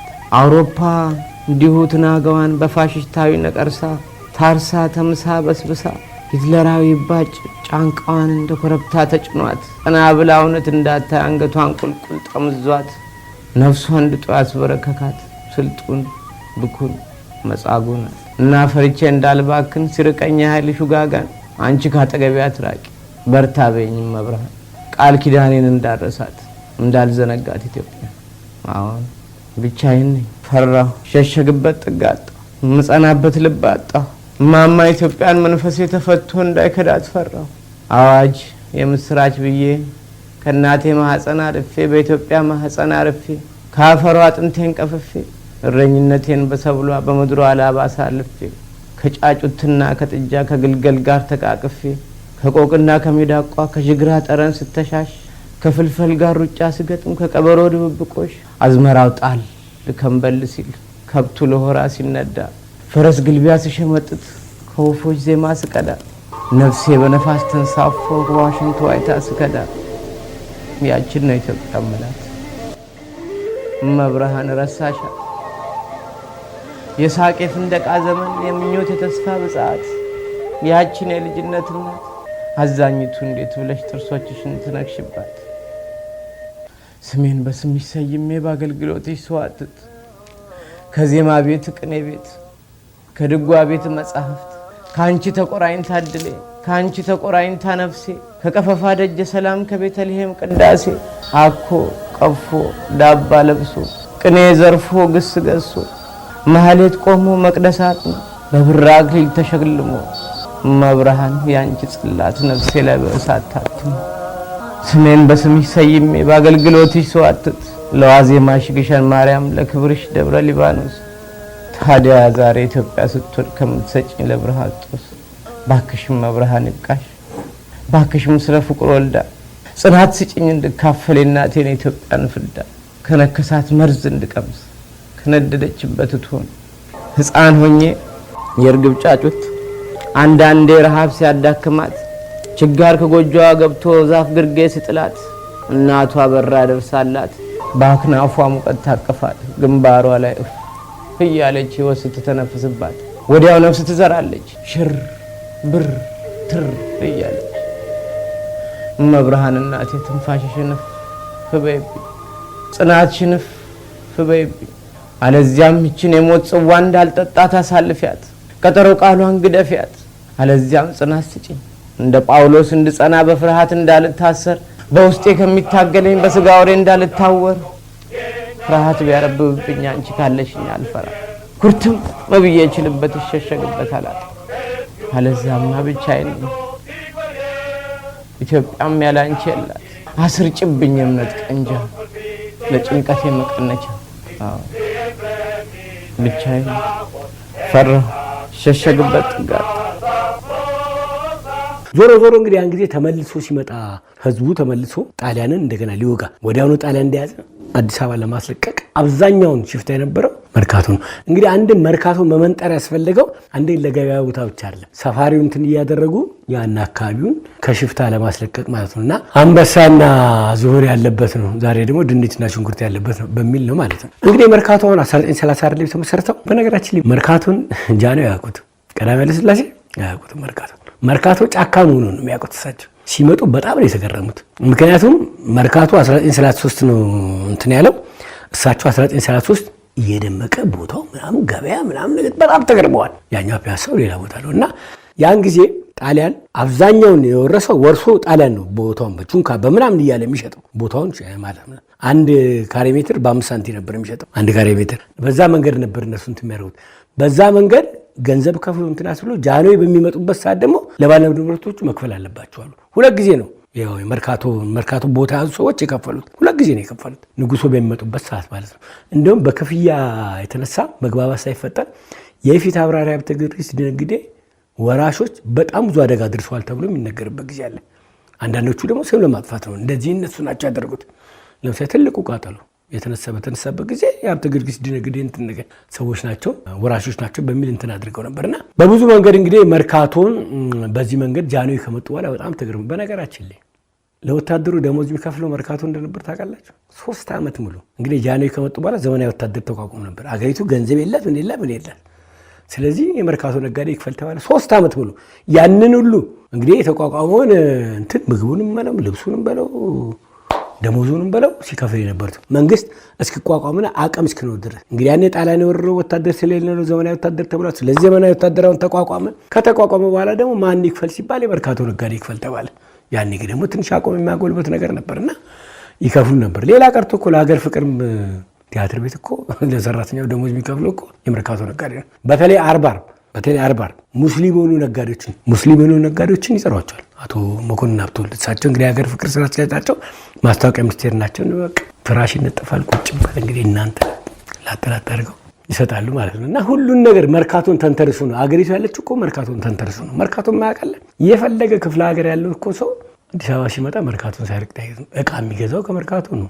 በመላ ሀገሪቱ መርካቶ በጣም ይታወቃል፣ ዝነኛ ነው። ቦታዋ ግን በጣም ትንሽ ነች። በጣም ትንሽ ሆና ብዙ ነገር የሚሰራባት ነች። እንደውም አንድ ወጣት በደርግ ጊዜ ነው በብሔራዊ ውትድርና ይታፈሳል። ልጁ ይታፈሳል። መርካቶ በቀን ከዚህ እየተሯሯጠ የሚነግድ ነው። በጣም ጎበዝ ነጋዴ ነው። ግን ወጣት ነው፣ ታፈሰ፣ ሄደ አስመራ ለውጊያ ሄደ። ቢሄድ አላልቅም። እንደው መርካቶን በሚያል እንደው ነገር ፍለጋ ካልሆነ በስተቀር እዛ ድረስ ምን ወሰደን? መርካቶን በሚያል ቦታ ትንሽ ቦታ ላይ እኮ ብዙ ነገር ይሰራል። ይሄ ነገር ፍለጋ ነው እንጂ ድረስ ምናምን ብሎ ተናግሯል የሚባል ነገር አለ። ዞሮ እንግዲህ መርካቶ እንግዲህ አሁን ቅድም እንዳልኳችሁ ለደሞዝ ይከፍላል ለወታደሩ። ከዛ በኋላ ደግሞ ለመንግስትም ያበድሩ ነበር። አባህና ስራቸው ይሄ ነበር። ቁጭ ብለው ከመርካቶ ነጋዴ ለመንግስት ገንዘብ ይበደራሉ። ገንዘብ እንግዲህ መንግስት እስኪንቀሳቀስ ምናምን ነገር ድረስ አቅም ስለሌለው መንግስት ይበደራል ማለት ነው። እና በዚህ መንገድ ነበር ያኔ ሲጀመር ነገሮቹ በዚህ መልክ ሄደዋል ማለት ነው።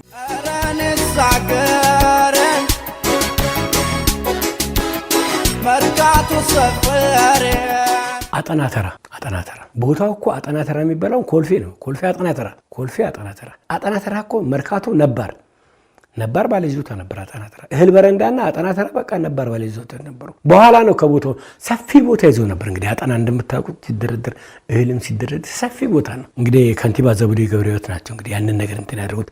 አዳራሹ በሚሰራበት ሰዓት ከቦታው ያንን ነገር አስነሳቸውና እህል በረንዳ ወደ መሳለቢያ እንዲሄድ።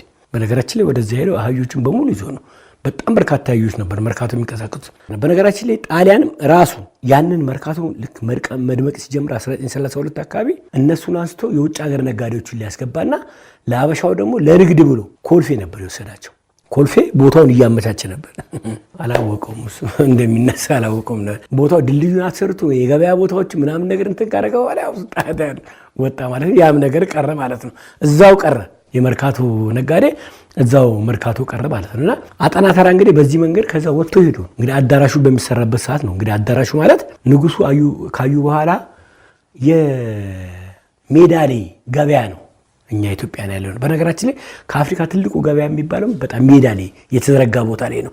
ሱቁስ ምናምን የሚነገድ የለም። በኋላ የውጭ ሀገር ሰዎች መጥተው ናቸው ያንን ነገር እንትን ያልኩት። በተለይ ኪኪያን ከኤርትራ ነው የመጡት። ጣሊያኖቹ ናቸው ይዘው የመጡት። ቱርኮች አልነበሩ እዛ።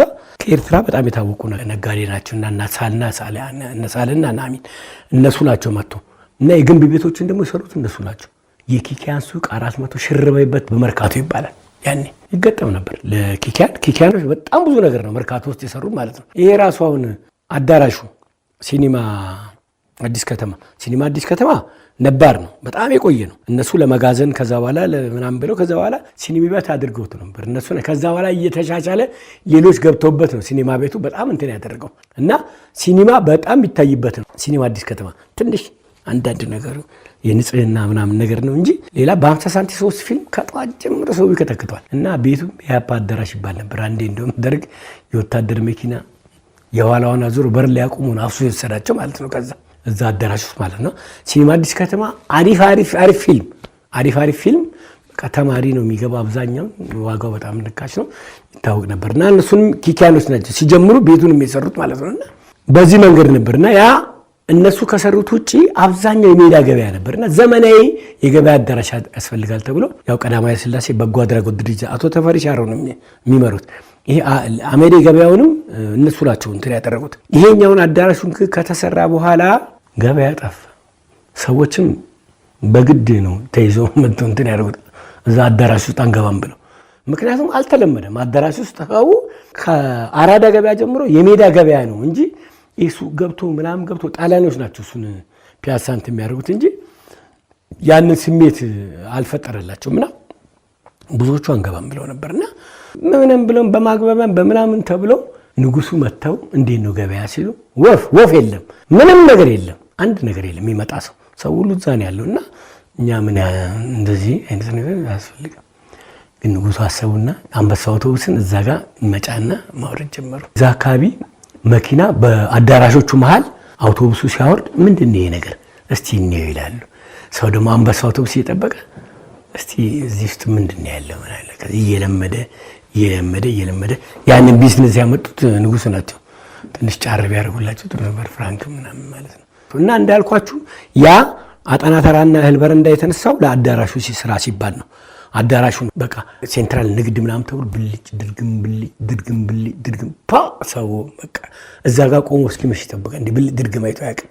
ውስጡ ደግሞ ምንድነው ብልጭ ድርግም አላት። በዚህ መንገድ ነበር አዳራሽ እንትን ያደርገውና ከዛ በኋላ እንግዲህ ያው ለረጅም ዓመት ነው እንግዲህ እድሳትም ሳይደረግ ምንም ሳይደረግለት ማለት ነውና የተለያዩ ነገሮች አሉና በጣም የደመቀ ነበር። አሁን ፎቆች እዛ አካባቢ ሲሰሩ ትንሽ ያለው ነገር እንትን ያደረገ እንጂ መርካቶ የእርሱ አዳራሽ አይገባም ቢገዛም ባይገዛም ማለት ነው። በዚህ መንገድ ነበር። በነገራችን ላይ ራስ መስፍን ስለሽና ሀጂ ሙስጠፋ እነኚህ ሁለቱ ሰዎች መርካቶ ምንም ነገር እንዳይገዙ ታግደው ነበር። ምንም ነገር እገዳ ተጥሎባቸው ነበር። ይሄን ቤት የማን ነው? የራስ መስፍን ስለሺ ነው እንዴ? እሳቸውን እንደዚህ ያጥረው ይሄ ማን ነው? ሀጂ ሙስጠፋ። ይሄ ማን ነው? የራስ መስፍን ስለሺ። ሁለተኛ ምንም ነገር እንዳይገዙ ሁለቱ ላይ ማዕቀብ ተጥሎ ነበር። የራስ መስፍን ስለሺ በጣም የታወቁ ነገር ናቸው ማለት ነው።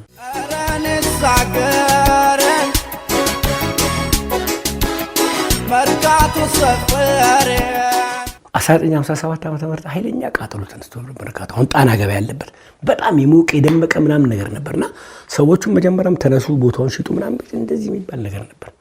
እነ ክፍሌ ማሩ እነ ነጋሽ በሙሉ የታወቁ ናቸው በዛ በኩል ያሉት ማለት ነው። በተለይ አቶ ማሩ ክፍሌ፣ ሌሎችም ነጋዴዎች ብዙ ንብረት ነበራቸው። ምን ይባላል ያ ቦታ መንግስት ዋሳው ነዳጅ ረጭ ነው የተባለ ቦታውን አቃጥሎ ለራሱ ሲል የፈለገ ተባለ። ያው ተወራ። ምንድነው ይሄን ያስወራው? ልክ ተቃጥሎ እንዳለቀ በኋላ ባለቤቶቹ እንስራ ሲሉ አትሰሩም ተባሉ። አቺ ምንላት ነገር በጣም እንትናል።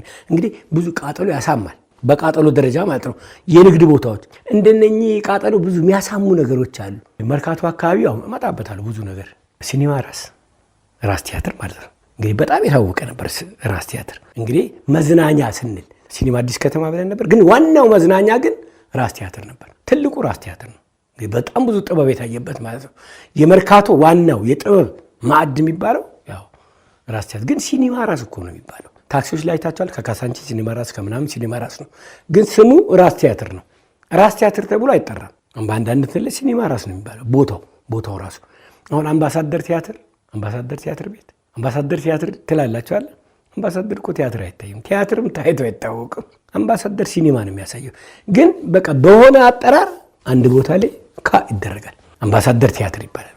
አምባሳደር ቲያትር ጋር እንገናኝ። አምባሳደር ቲያትር የሚባል አምባሳደር የለም። ሲኒማ ነው አምባሳደር የሚያሳየው። ሲኒማ ራስ አይደለም፣ ራስ ቲያትር ነው የሚባለው። ያው የራስ መስፍን ስለሺ ነበር፣ የራስ ኃይሉም ነበረ። ከዛ በኋላ በእነሱ በራስ ተብሎ ነው ራስ ተብሎ በዛ መንገድ ሄደ ማለት ነው። ቤቱ እንግዲህ በጣም የጥበብ ቤት ነው፣ በጣም የቆየ ቤት ነው። በጣም አንዳንዴ እኮ ቲያትር በሚታይበት ሰው ዣንጥላ ይዛል፣ እዛ ውስጡ ነው። ዝናብ ሲዘንብ ዣንጥላ ይዛል። አንዳንድ ታክሲ ውስጥም እኮ ሰው ይዛል ዣንጥላ። አንዳንድ አውቶቡስም ቀዳዳ ያለውና ዣንጥላ ይዛል። ግን እዛ ቲያትር ቤት ዝናብ ሲዘንብ ያንጠባጥባል፣ እየታወቀ ነው። ቲያትርም ይቆማል። አንዳንዴ የቆየ ቤት ነው። ወፍጮ ቤት ነበረ፣ በጣም የታወቀ ወፍጮ ቤት ነበር። ጣሊያን ቦክስ ያወዳድርበት ነበረ። እስር ቤት ነበር። ያልሆነው ነገር የለም። መጨረሻ ነው እንግዲህ ቲያትር ቤት ነው። በቲያትር ቤትነቱ ያ ቦታው የፈረሰ ማለት ነው፣ እዛ ቦታ ላይ ማለት ነው። እና ግን ቤቷ በጣም ቁርቁስ ያለች ነች። የጥሩ አሮጌ ቤት ነች፣ ግን ወጣቶች አሉበት፣ ደማቸው የፈላ ወጣቶች አሉበት። በቃ የማሳየት ጥበባቸው በቃ አዳዲስ ነገር። ሰልፉ እኮ አንዳንዴ በዚህ በኩል ተሰልፎ እስከ ተክለ ሃይማኖት ይደርሳል። ያው እስከ ተክለ ሃይማኖት ይደርሳል ስላችሁ ሰው እኮ ሞልቷል። እዛ ውስጥ ሞልቶ እኮ ነው። እዛ ቤት የሚታይ ቲያትር፣ እዛ ቤት የሚታይ እንትን ያው ተስፋዬ ለማ ነው የፈጠረው ቤቱን። ተስፋዬ ለማ ነው ወጣቶች ምናምን አደራጅቶ በጣም የፈጠረው ማለት ነው። ተስፋዬ ለማን እንግዲህ ታውቁታላችሁ። እንደ ኦርኬስትራ ኢትዮጵያን ይዞ በጣም እንትን ያደረገ ነው። እና እዛ ኦርኬስትራ ኢትዮጵያ እንደውም የቀጠረው ረዳት ፕሮፌሰር ተስፋዬ ገሰሰ ነው። ተስፋዬ ለማ ሊቀጠር ሲመጣ ምን ትችላለህ ምናምን ሲለው ፉጨት ትችላለህ አለ። ፉጨት ይችላል፣ ፉጨት ብቻ ነው ይችላል ቀጠረው። ግን በጣም ጎበዝ ነው በዛ። እንደውም አንድ እኔ በጣም ማስታወሰው ዓርብ ዕለት ማታ ነው ለቅዳሜ አጥቢያ ጩኸቴ ሰማሁ፣ ዘሪሁን በቀለ የሚባል ነው የሚዘፍነው።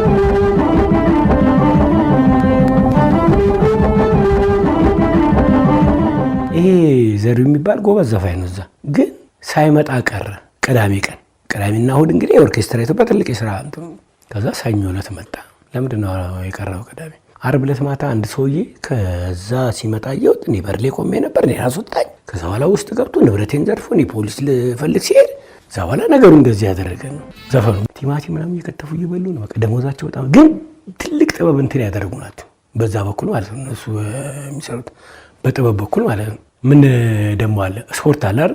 መርካቶ ስፖርት የለም አለ እኮ። ትልልቅ የእግር ኳስ ቡድኖች ነበሩ እኮ። እነ በራሪ ኮኮ፣ እነ ሰላማዊ ውቅያኖስ እና አንድነት፣ አዋሽ ምንጭ ነበር እና አንድነት ተብሎ ማለት ነው። በተለይ ሰላማዊ ውቅያኖስ እና አሳፍራቸው ናቸው እነሱ እንትን ያደረጋቸው የመሰረቱት ማለት ነው። ሰላማዊ ውቅያኖስ በጣም የታወቀ ቡድን ነበር። እኔ ስለ እነሱ የሰማሁት ምንድነው አንድ ጊዜ ከብሔራዊ ቡድን ወደ ወዳጅነት ጨዋታ ያደርጋሉና ያልተገባሪ ጎል የተሰጠ ሌሎች እንዳታደርጉት እነሱ ነው ያደርጉት። ያልተገባሪ ጎል የተሰጠ ተጨቃጨቁ። ይመታሽ ይባል በረኛው ፊቱን አዞረ፣ ፊቱን ወደዛ አዞረ። ምታ ከፈለክ አናምንበትም እኮ ነው። እንዳታርጉ ሌሎቻችሁ ሰላማዊ ቀንስ ነው ያደርጋል። ግን በጣም በኳስ ጥበብ በጣም የታወቁ ልጆች ነበራቸው ሰላማዊ ቀንስ። ከዛ በኋላ ደግሞ በራሪ ኮከብ አለ። እነ ነጋሽ አያሌው ነው የመሰረቱት። እናቱ ይመስገን፣ እነ ገበየው ሰሚኖ፣ ሌሎቹም ብዙ እንትኖች አድርገዋል። ግን ይሄ በራሪ ኮከብ በጣም ወጣቶችን በማሰባሰብ እናሰፋሉ፣ ናቲሞ አሉ፣ እነ ወርቁ ማሞ አሉ፣ ለማክብረትም እዛ ይጫወት ነበር። ንጉሴ ገብሬም እዛ ከቤሌር እየመጣ እኮ ይጫወታል። አቶ ይመስገን ነበር እንደሚያወጡት በራሪ ኮከብ። እናቡናሉ፣ እንኖራሉ። በጣም ኃይለኛ ቡድን ወጣቶች ናቸው። በቃ ውሃ የሚያሰኝ ነበር በራሪ ኮከብ። ያው ደርቢ ናቸው ከአንድነት ጋር እዛ አካባቢ እና በራሪ ኮከብ በኋላ በራሪ ንግድ መርከብ ተባለ። ወደ ንግድ መርከብ እንትን አደረገ እንጂ በጣም ጎበዝ ወጣቶች አሉበት አለ ያ ቡድን። በዛ እንትኑ አዲስ አበባ ስቴዲየም ለነመቻል ለነ ጊዮርጊስ በጣም አስቸጋሪ ነበር በራሪ ኮከብ የሚባለው ቡድን ማለት ነው። እና እንደነሱ አይነት ቡድን ተፈጥሯል ማለት ገረመው ደንቦባ በጣም የታወቀ ብስክሌተኛ ነው። እስካሁን ተተኪ ያልተገኘልን በኢትዮጵያ ውስጥ ገረመው ደንቦባ በጣም ሜልቦርን እና ሮም ኦሎምፒክ ላይ ሮም ላይ ወድቀው ተሰብረው ነው እጃቸው ንጉሱ ጋር ለሽልማት ሲቀርቡ ከነሳ ባህላቸው ነው የቀረቡት። ሜልቦርን ግን እስከ 20 ድረስ በነገራችን ላይ እስካሁን የአፍሪካ ሀገሮች ራሱ የነገረመውን እንትን አልደረሱም። እዛ ያመጡት ውጤት ማለት ነውና በጣም በዛን ጊዜ በጣም ኃይለኛ ብስክሌተኛ ነበር። አሰልጣኝ ሆኖ እኮ ለአፍሪካ ጌምስ ሻምፒዮን ሆነዋል። እዛ ሄደው ማለት ነው እነ ጀጋንቲን ይዘው ሄደው ማለት ነውና በጣም ጥሩ ውጤት ነበረ ያመጡና በችሎታቸው በጣም ግን መርካቶ ገረመው ደንቦ ቦክስስ በቀለ ጋንቺ በቀለ አለሙን የሚባለው በቀለ ጋንቺ ይሄ ግራጁ ሴጣን ነው ይባላል። ተጫዋታው በዚህ ካገኘ የለም ሰውየው በብዛት እንትን ያደርጋልና እሱም ራሱ ኢትዮጵያን በመወከል በኦሎምፒክ ላይ ለመጀመሪያ ጊዜ ግጥሚያ ያደረገ እሱ ነው። በትልቅ እንትን ያሳይ ነበር ትልልቅ ውድድሮች። አንዱም ከናይጄሪያ የመጣ በጣም የመኪና ሜነስስ የሚባል እሱን እንጋጠማለን ተብሎ ሳይጋጠሙ ቀረ። በዛኛው ስህተት ነው እና በቀለ አለሙ በቀለ ጋንቺ በጣም የታወቀ ቦክሰኛ ነበር። የቅዱስ ጊዮርጊስ ቦክሰኛ ነው። የኢትዮጵያ ብሔራዊ ቡድን ቦክሰኛ ነው። በጣም ብዙ ትልቅ ነገር አድርገዋል። እሱም ከመርካቶ ነው የተገኘው። እንግዲህ በቦክስ በእግር ኳስ በብስክሌት ትልልቆቹ መርካቶ ነው ያለው። ግን ገረመውና አስቻለው በክትፎ ይታመሉ። በጣም ክትፎ ካገኙ ክትፎ ነው እንደም እንትን ያረጋቸው ይባላል። እና ዞሮ ዞሮ መርካቶ ላይ በጣም ትልልቅ ስፖርተኞች ያሉበት ነው። በክለብም በምንም ማለት ነው። ለምሳሌ እነ መቻል ካሳ እነሱ ቤተሰቦች እነ ሲሳይ ካሳ እነ ምንቱ ካሳ በጣም ኳስ ጎበዝ ናቸው ቴክኒካሊ በጣም። አንድም ቀን ግን ለብሔራዊ ቡድን ተመርጠው አያውቁም። ለምንድን ያልተመረጡት? ኳስ ስለሚችሉ። ብሔራዊ ቡድን እኮ አንድ ሰው በጣም ብሔራዊ ቡድን ከተመረጠ አይችልም ማለት ነው። ጉልበት ነው፣ ሩጫው፣ ትግሉ፣ ቴስታው ምናምን ነው። እነሱ እንዲህ አይነት ነገር የለባቸውም። ኳስም በቃ በጭንቅላት እንዴት መጫወት እንደሚችሉ ያውቃሉ። በተለይ መቻል በዛው እና መርካቶ እንደነኛ አይነት ነገር ተካ ለገለቱ መርካቶ ከፈራቻቸው ጫን ተካ ገለቱ ነው። የት ይደርሳል የተባለው ተካ መንገድ ላይ ቀረ። ትልቅ ቦታ ሲጠበቅ የነበረው ማለት ነው። እግሩ ተሰብሮ ነው። በጣም የሚገርመው ነው እግሩ አሰባበር ማለት ነው። ከቤቱ ሲወጣ ወደ ስራ ሲሄድ ሁሉ ቀን ውሻው አብሮት ነው የሚሄደው የሚሸኘው። ውሻው ወይ መስሪያ ቤትም እዛ ትሬኒንግ ሜዳም ወይም ቦታ ሸኝቶት ይመጣል። የዛን ቀን ግን ከቤቱ ሲወጣ ተካ አላስኬዳል። ውሻው አላስኬድ የትም አትሄዳትም ተመለስ እያለ አንዴ ልብሱን ይዛል በጥፍሩ፣ አንዴ ምናምን በልብሱ ይነክስበታል፣ አንዴ መንገድ ይዘጋበታል። ሰው ሁሉ አረ ታመመ ውሻ ነው መስለኝ እንዴ በጣም አይቶበት ማያውቀው ቢላው ቢመታው አልመለስም አትሄዳትም። መጨረሻ ከብዙ ትግል በኋላ ዳቦ ገዛለትና አርጎ ማያውቀው ማለት ነው። ጥግ ላይ ዳቦ አስይዞት መጭ ተካ። የዛን ቀን ተሰበረ። ለካ ውሻው አትሄድ ያለው ገብቶታል ማለት ነው ነገሩ። እንዲህ አይነት ነገር አለ አንዳንድ ጊዜ። እንደውም ሲያሟሙቅ በጣም ያልበው ነበር እና ለማምነው ምናምን ይሄን አውቃለሁ እንክታለ በቃ ተካ። ከዛ በኋላ ኳስ ሜዳ ትልቅ የት ይደርሳል የተባለ ተካ ገለቱ እንደዛ ሆኖ እንትን ያደረገው ቀፎታል። መጀመሪያም ቀፎታል። ውሻውም ደግሞ እንትን አድርጎታል። እንዲህ ከመቅፈፍ ጋር ሙሉጌታ ወልደየስ መጋቢት 19 ቀን 1981 ዓ.ም አዲስ አበባ ስቴዲየም ማሊና ኢትዮጵያ ሲጫወቱ እኮ ልክ በረፍት እንደገቡ ጫማውን አውልቆ እኮ በቃኝ ብሎ ነበር። ቀፎ በቃ የሆነ ሰውነቱን እንዳነጋግረው በቃ እንትን ብሎኛል አለ። ቀፎታል። ጫማውን አውልቆ በቃኝ አልገባም ብሏል። በቃ ሰው እስኪያማሙት ድረስ ትንሽ ገባ በለ ምናምን በል ተብሎ ነው የገባው። ነጋሽ ተክሊት እያሟሟቀ ነው የተሰበረው። ቀፎታል። የሚገርመው ተካቢ የነገረኝ ነገር ፊልም ያመጣል እሱ ቪኤችኤስ ፊልም ዲአፍሪክ ነበሩ የነበሩት።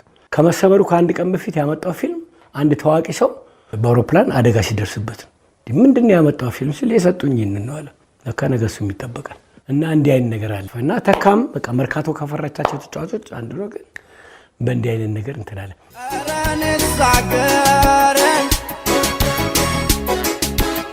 መርካቶ ሰፈር ከያፓ ጋር በተያዘ ነው አንድነት ወደ ብርሃኔ ፑዛ ነው እሱ የነገረኝ ማለት ነው። ያለ ወትሯቸው ሌሊት ቀን መስራት አለብን ትሬኒንግ አሉ።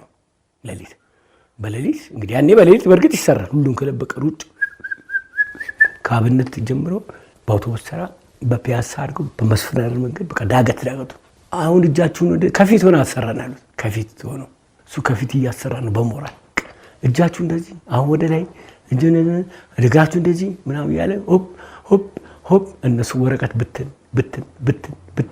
እያደረጉ ደርግን የሚቃወሙ እንኳን ለካ የአፓ አባላት ናቸው። ወረቀት እየበተኑ ምናምን ሲመለሱ መንገድ ሁሉ ወረቀት ብርሃኔ ቡሳንሶ ሳይ ህዝባዊ መንግስት ይቋቋም መንግስቱ ኃይለማርያም ናዚ ነው ምናምን ነገር ወይኔ ብርሃኔ ድራሽ የጠፋ ምናምን። በኋላ ሌላ ቀን የከፍተኛ እንዲቀንበር መጣ። ብርሃኔ ፑዛ የታለ ብለው በማታ 12 ሰዓት ካለፈ በኋላ ፋይሉ የተዘጋ ሰው ነው ከተያዘ ጧዕ ነው እዛ። ከዛ ቀን የተያዘ ነው እስር ቤት የሚሄደው ማለት ነው። በቃ እሳችሁ አገኙት ደንግጧል። በቃ በልጆቹ ጉዳይ ሊገሉ መስሎ ነው። ባኬ አንዴ በፌስቲቫል ጨዋታ እናዘጋጅ ነበርና ለግጥሚያ እንደው ቡድን እንድታዘጋጅልን ሰው እኮ የለውም ታስሯል። ከእስር ቤት አውጥቶ እኮ ነው የሚያጫውታቸው። ምናልባት ይህንን የአፓና ስፖርት ቁጥር 1 ላይ ታነበታታል ምዕራፍ 3 ላይ ያለ ይሄ ነገር እና የአፓም ራሷ እዛ መርካቶ በጣም እንትን ያደረገች ነበረች። ስረ መሰረቷን በጣም እዛ እንትን አንዳርጋቸው የሚባልም በጣም የታወቀ እንትን ነበር እና እሱ ራሱ በጣም የታወቀ ነበር መርካቶ ማለት ነው። በቃ እዛ በሙሉ በቃ ሪቮልቨር ሽጉጥ ይዞ እንትን ያደርግ ነበር እና በዛ መንገድ ነበር አንድነት እንትን ያለው። መርካቶ ውስጥ የታወቁ ነጋዴዎች አሉ አይደል? በንግድ እኮ በጣም ይታወቃሉ። መርካቶ ስረ መሰረት አለ። ሌላ ቀርቶና አቶ ከድር የባ እኮ መነሻቸው ከዛ ነው። የአባታቸውን ንግድ እንትን እያደረጉ ነው ከመርካቶ ተነስቶ ዓለም አቀፍ ነጋዴ ይወሩት። እንግዲህ ከድር የባ በጣም የታወቁ ናቸው ቡና በመላክ መነሻቸው ግን መርካቶ ነው ሲነሱ ማለት ከምንም ተነስተው እኮ ነው ወደዛ እንትን አድርገው ሄዱት ማለት ነውና የመጀመሪያ ኢትዮጵያ ናቸው። ከድር የባ የሚባል ጆንያ ላይ ስሙ የተጻፈበት ንግድ አንዴ እንደውም 4 ሚሊዮን እኮ ከስር ወይኔ ምናምን ተብሎ ለካ በጣም ብዙ ነው ያላቸው። በጣም ቡና ይልኩ ነበር። ደርግ እኮ ከመንገድ ላይ ወስዶ ነው ያሰራቸው። ታዲያስ ዩጎዝላቪያ እንግዲህ ቡና ገበያ ኮርፖሬሽን ተቋቋሟል። በዝ ነው በግለሰብ ምናምን አይለቅም። ዩጎዝላቪያ ሄደው ቡና እኛ እንድትቀበሉ እኛ ከድር ነው መጥተው ከመንገድ ላይ ወጥተው ነው አስረው ስጋጃ ሁሉ አልቀርም እኮ ከቤት የወሰዱባቸው። ታዲያስ ከመንገድ ላይ ወስዶ አስረዋቸው። እኔ ንግድ እኮ ነው በጣም ተካይ ገኑ በጣም የታወቁ የተነሱ ከዚህ ነው። በኋላ በጣም አድገው እኮ ወደ ኢንዱስትሪ ምናምን እኮ የተሸጋገሩ ነበር። መነሻቸው በእንደዚህ አይነት ማለት ነው። እነ ወይዘሮ ዘምዘም ገርቢ እሳቸው እንግዲህ በጣም የታወቁ ናቸው። እሳቸው ንጉሱ በጣም ነበር የሚወዷቸው።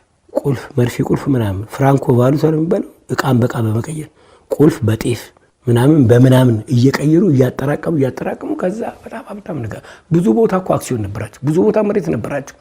ብዙ ቦታ ትልልቅ ድርጅቶች አስፋ ሁሴን የሚባለው ሆቴል መርካቶ የታወቀ ሆቴል አስፋ ሁሴን የእሳቸው እኮ ነው። ያው ግን ታስረውበታል እኮ አስፋ ሁሴን ያሉት መጀመሪያ ግን ወታደራዊ መንግስት ስልጣን ከያዘው በኋላ እንግዲህ አስፋ ሁሴን ማለት የጃንሆይ ልጅ ናቸው የመጀመሪያ አልጋ ወራሽ ማለት ነው። ከእሳቸው ጋር ተጻጻፊያለች ብሎ እኮ ያስሯቸዋል። ደርግ እኮ አንዳንድ ጊዜ በጣም ይገርም። ሴትዮዋ በጣም የታወቁ ነጋዴዎች ንግድ በጣም የገባቸው ከትንሽ ተነስተው በጣም ትልቅ በጣም ብዙ ሰራተኛ ነበራቸው በተለያየ ቦታ ማለት ነው። እና ጃንሆይ እንደውም እንዳንቺ አይነት እኮ 10 ቢኖረኝ የት ደርስ ነበር ብሎ በቃ የታወቁ ናቸው። እዛ ባደጉበት አማውንቴ እኮ ትምህርት ቤት አሰርተው በጣም በስማቸው እንትን አድርገዋል። በጣም ብዙ በጎ አድራጎት ስራ ይሰራሉ። በጣም ብዙ ነገር ይሰራሉ። በጣም ትልልቅ ነጋዴዎች ማለት ነው። ቀኛዝማች ሁነኛው መራ ምናልባት 7ኛ አካባቢ የኢትዮጵያ ንግድ ባንክ በስማቸው ሰይሞላቸዋል። ኢትዮጵያ ንግድ ባንክ ቀኛዝማች ሁነኛው መራ ቅርንጫፍ በሚል ማለት ነው። እሳቸው ከሽቶ ንግድ ተነስተው ነው ሽቶን በደንብ አድርገው በቃ ሰርተው ወደ ቃኝ ሻለቃ ሆቴል ደግሞ ይሳቸው እኮ ብቻ በጣም ብዙ ንግድ ውስጥ ነበሩ አክሲዮን። ብዙዎቹ ግን ወንጂ ስኳር ፋብሪካ አክሲዮን ነበራቸው። በዛ በጣም የታወቁ ማለት ነው። በንግድ በጣም የታወቁ አንዱን ይዘው እንትን አያደርጉም። በዛም ገንዘባቸውን ያከባሉ። ታደሰ ገበርዲ ነው የሚባል ታደሰ እሳቸው ራሳቸው በጣም እንትን አድርገው ነው። የጃንሆይ ልብስ ሰፊ ነበሩ። ጃንሆይ 3 ልብስ ሰፊ ናለች። 2 የውጭ ናቸው። እሳቸው ታደሰ ገበርዲ የእሳቸው ልብስ ናቸው እና ጃንሆይ ከእንትን ሲመለሱ ከእንግሊዝ ሲመለሱ ወደ ስልጣን ሲመጡ 3 አይነት ልብስ ነው ሰርተው ይላኩላቸው። የመጀመሪያው ድሮ በማቆት ከሆነ ብዬ ነው።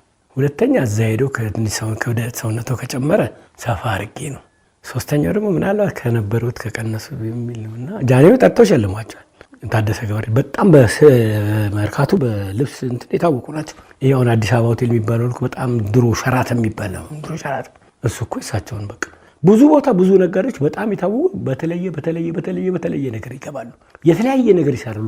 አንዱ ንግድ ነው በዛ እንትን ያደርጉ። ሻውል ደማ በጣም የታወቁ ነጋዴ ናቸው። ሻውል ደማ በጣም የታወቁ ነጋዴዎች ናቸው። እንደውም የቀዳማዊ ኃይለ ሥላሴ ፓርላማ አባል ነበሩ። ከንግዱ ሌላ ማህበረሰቡ ምን ይፈልጋል ብለው ደግሞ ፓርላማ ገብቶ ለህዝብ የሚከራከሩ ማለት ነው። የጉራጌ ህዝብ ወክለውን የተመረጡት የነጋዴውን የመረጣቸው። ስለዚህ ያንን የመረጣቸው ሰው እሳቸውን የወከለው በእምነት ነው ማለት ነው። ስለሚያምናቸው ወክሏቸው ፓርላማ ገብቶ ከንግዱ ሌላ ማለት ነው። ከንግዱ ሌላ ማህበረሰቡ ምን ይፈልጋል በሚል ሻውል ደማ በነገራችን ላይ ትምህርት ቤት አላቸው። ሻውል ደማ ትምህርት ቤት አላቸው።